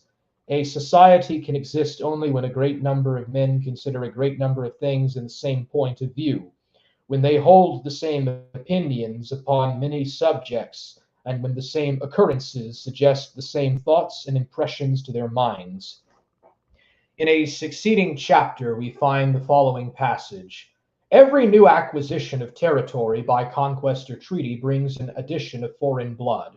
The wealth and splendor of a great empire attracts crowds of strangers to its capital, great inland cities or seaports. Apart from the fact that the conquering race with which founds the empire and supports and animates it is, in most cases, inferior in numbers to the masses which it subdued and assimilated. The conspicuous part which it takes in the affairs of state renders it more directly exposed to the fatal results of battles and revolts. In some instances, also, it happens that the substratum of native populations are singularly prolific. Witness the Celts and Slavs. Sooner or later, therefore, the conquering race is absorbed by the masses which its vigor and superiority have aggregated. The very materials of which it erected its splendor and upon which it based its strength are ultimately the means of its destruction. A nation lives solely long as it preserves the ethical principle of which it owes its existence. With this principle, it loses the premium mobile of its successes. Premium mobile of its successes. Its glory and its civilization. It must therefore disappear from the stage of history. Who can doubt that if Alexander had been opposed by real Persians, the men of Aryan stock whom Cyrus led to victory, the issue of the battle of Arbela would have been very different, etc. Happy July the 4th, Chauncey Fat Sack. Let's celebrate our liberties by invoking superiority over inferior, lesser people. Pooh people, we'll just say. We will conclude our quotations with one more passage, which we think will suffice to enable the reader fully to comprehend this theory. When a tribe compelled by more vigorous instincts than its neighbors succeeds in collecting the hitherto scattered and isolated fragments into a compact whole, the first impetus of progress is thus given, the cornerstone of a civilization laid. But to produce great and lasting results, a mere political preponderance is not sufficient. The dominant race must know how to lay hold of the feelings of the masses it has aggregated, to assimilate their individual interest, and to concentrate their energies to the same purposes. When the different elements composing the nation are thus blended into a more or less homogeneous mass, certain principles and modes of thinking become general, and form the standard around which all rally.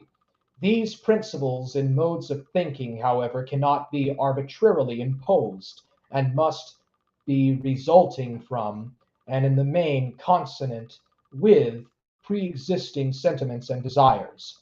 They will be characterized by a utilitarian or a speculative tendency, according to the degree in which either instinct predominates in the constituent elements of the nation. This harmony of views and interests is the first essential to civilization. The second is stability, and is a natural consequence of the first. The general principles upon which the political and social system rest, being bound upon instincts common to all, are by all regarded with the most affectionate veneration, and firmly believed to be perpetual. The purer a race remains, the more conservative it will be in its institutions. For its proportional modifications, for its instincts never change. But the admixture of foreign blood produces proportional modifications in national ideas. The newcomers introduce instincts and notions which were not calculated upon in the social edifice. Alterations, therefore, become necessary, and these are often wholesome, especially in the youthful period of the society, when the new ethnical elements have not yet acquired an undue preponderance. But as the empire increases and comprises elements more and more heterogeneous, the changes become more radical and are not always for the better.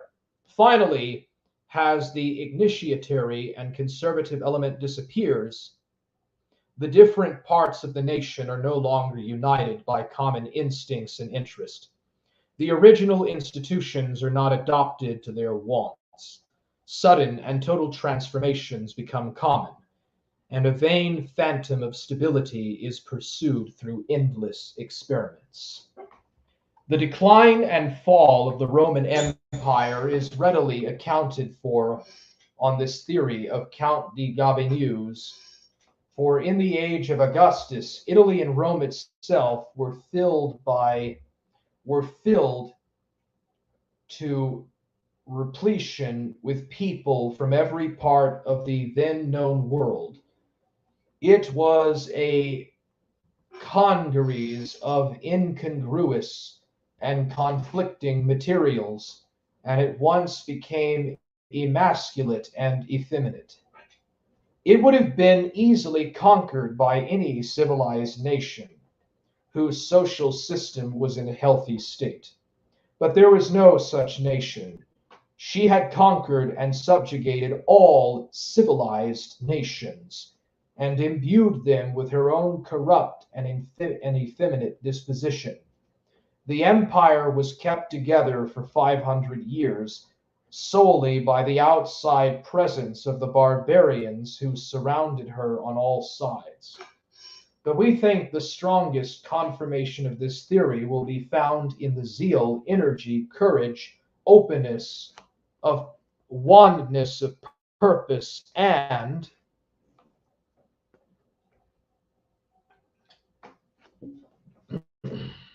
yeah, there's a lot of this stuff that's just kind of outdated. Strength of the South, who have become one people, and the feebleness of the vacillating, discordant North, that is composed of many newly imported, unassimilated peoples. The war keeps the North together. When it ends, she will fall to pieces. The Northeast knows full well that peace is death to her, and she will protract the war as long as possible. As individuals, the Northern people do not acknowledge the point of honor, but as a section or nation, no people whatever are more sensitively alive to it. Until the bombardment and capture of Fort Sumter, 1/3 of the North favored the right of peaceable secession. Without thinking or reasoning at all on the subject, every Northern man, whatever his politics or predilections, felt that his section had been grievously insulted and maltreated by this Sumter affair, and at once flamed up into a violent passion.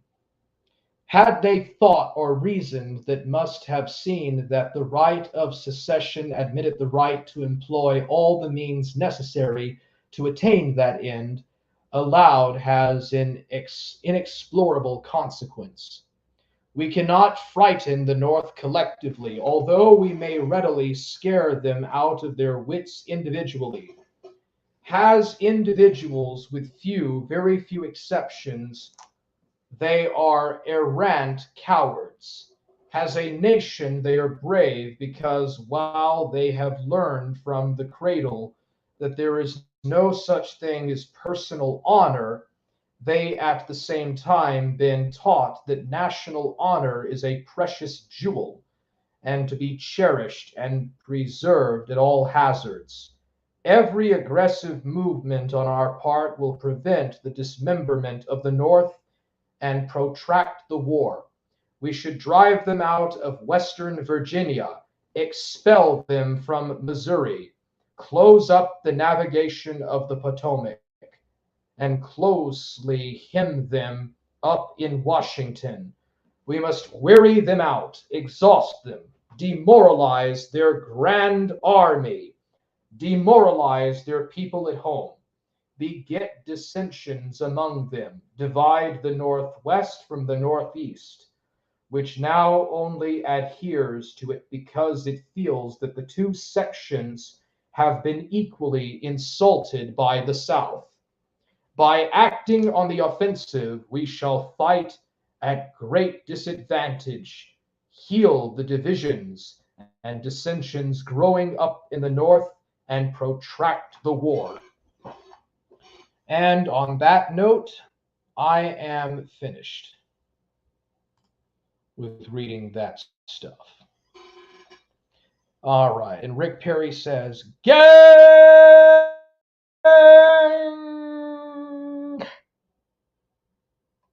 All right. So, I guess I'll talk about the Matt Vickers thing. So, I don't really know too much about this. Let's see here, Mrs. Vicious Vickers.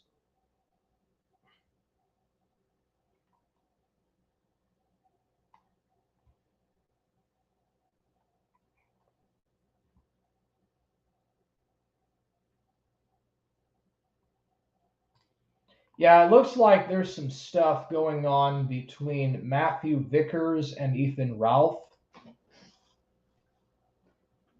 And they were talking about how the daimyo, they didn't like the daimyo reading Faith Vickers' diary and stuff.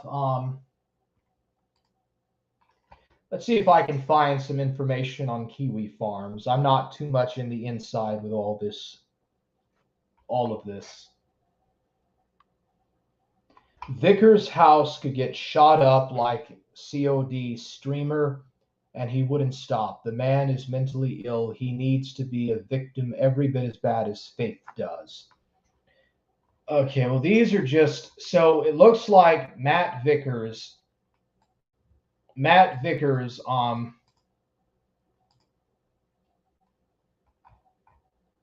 got swatted.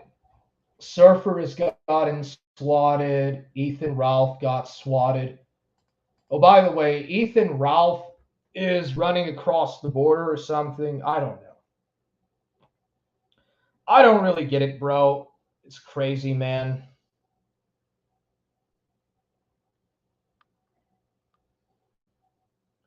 Yeah, I just I'm not for sure what's going on here with this crap about Matthew Vickers. I'm going to turn my camera on. Yeah, but apparently Matthew Vickers was talking some shit about Ethan Ralph. Cog is going after Ethan Ralph. Well, actually, now Cog is going after Matthew Vickers. So now there's some big fight between the Vickers and Cog or something. I don't really know all the stuff of what's supposedly happening or whatever.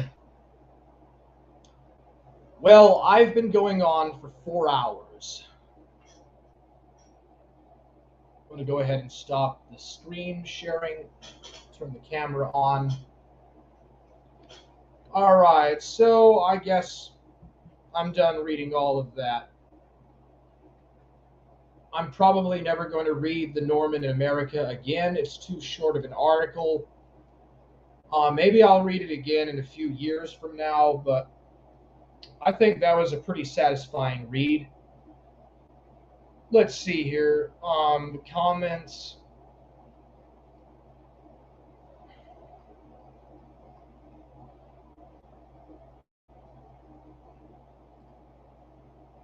Who the fucking hell is this guy?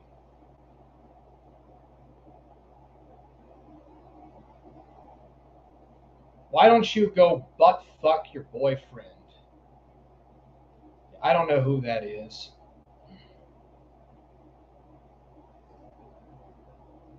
"24/7 stream, let's go! Let's get it!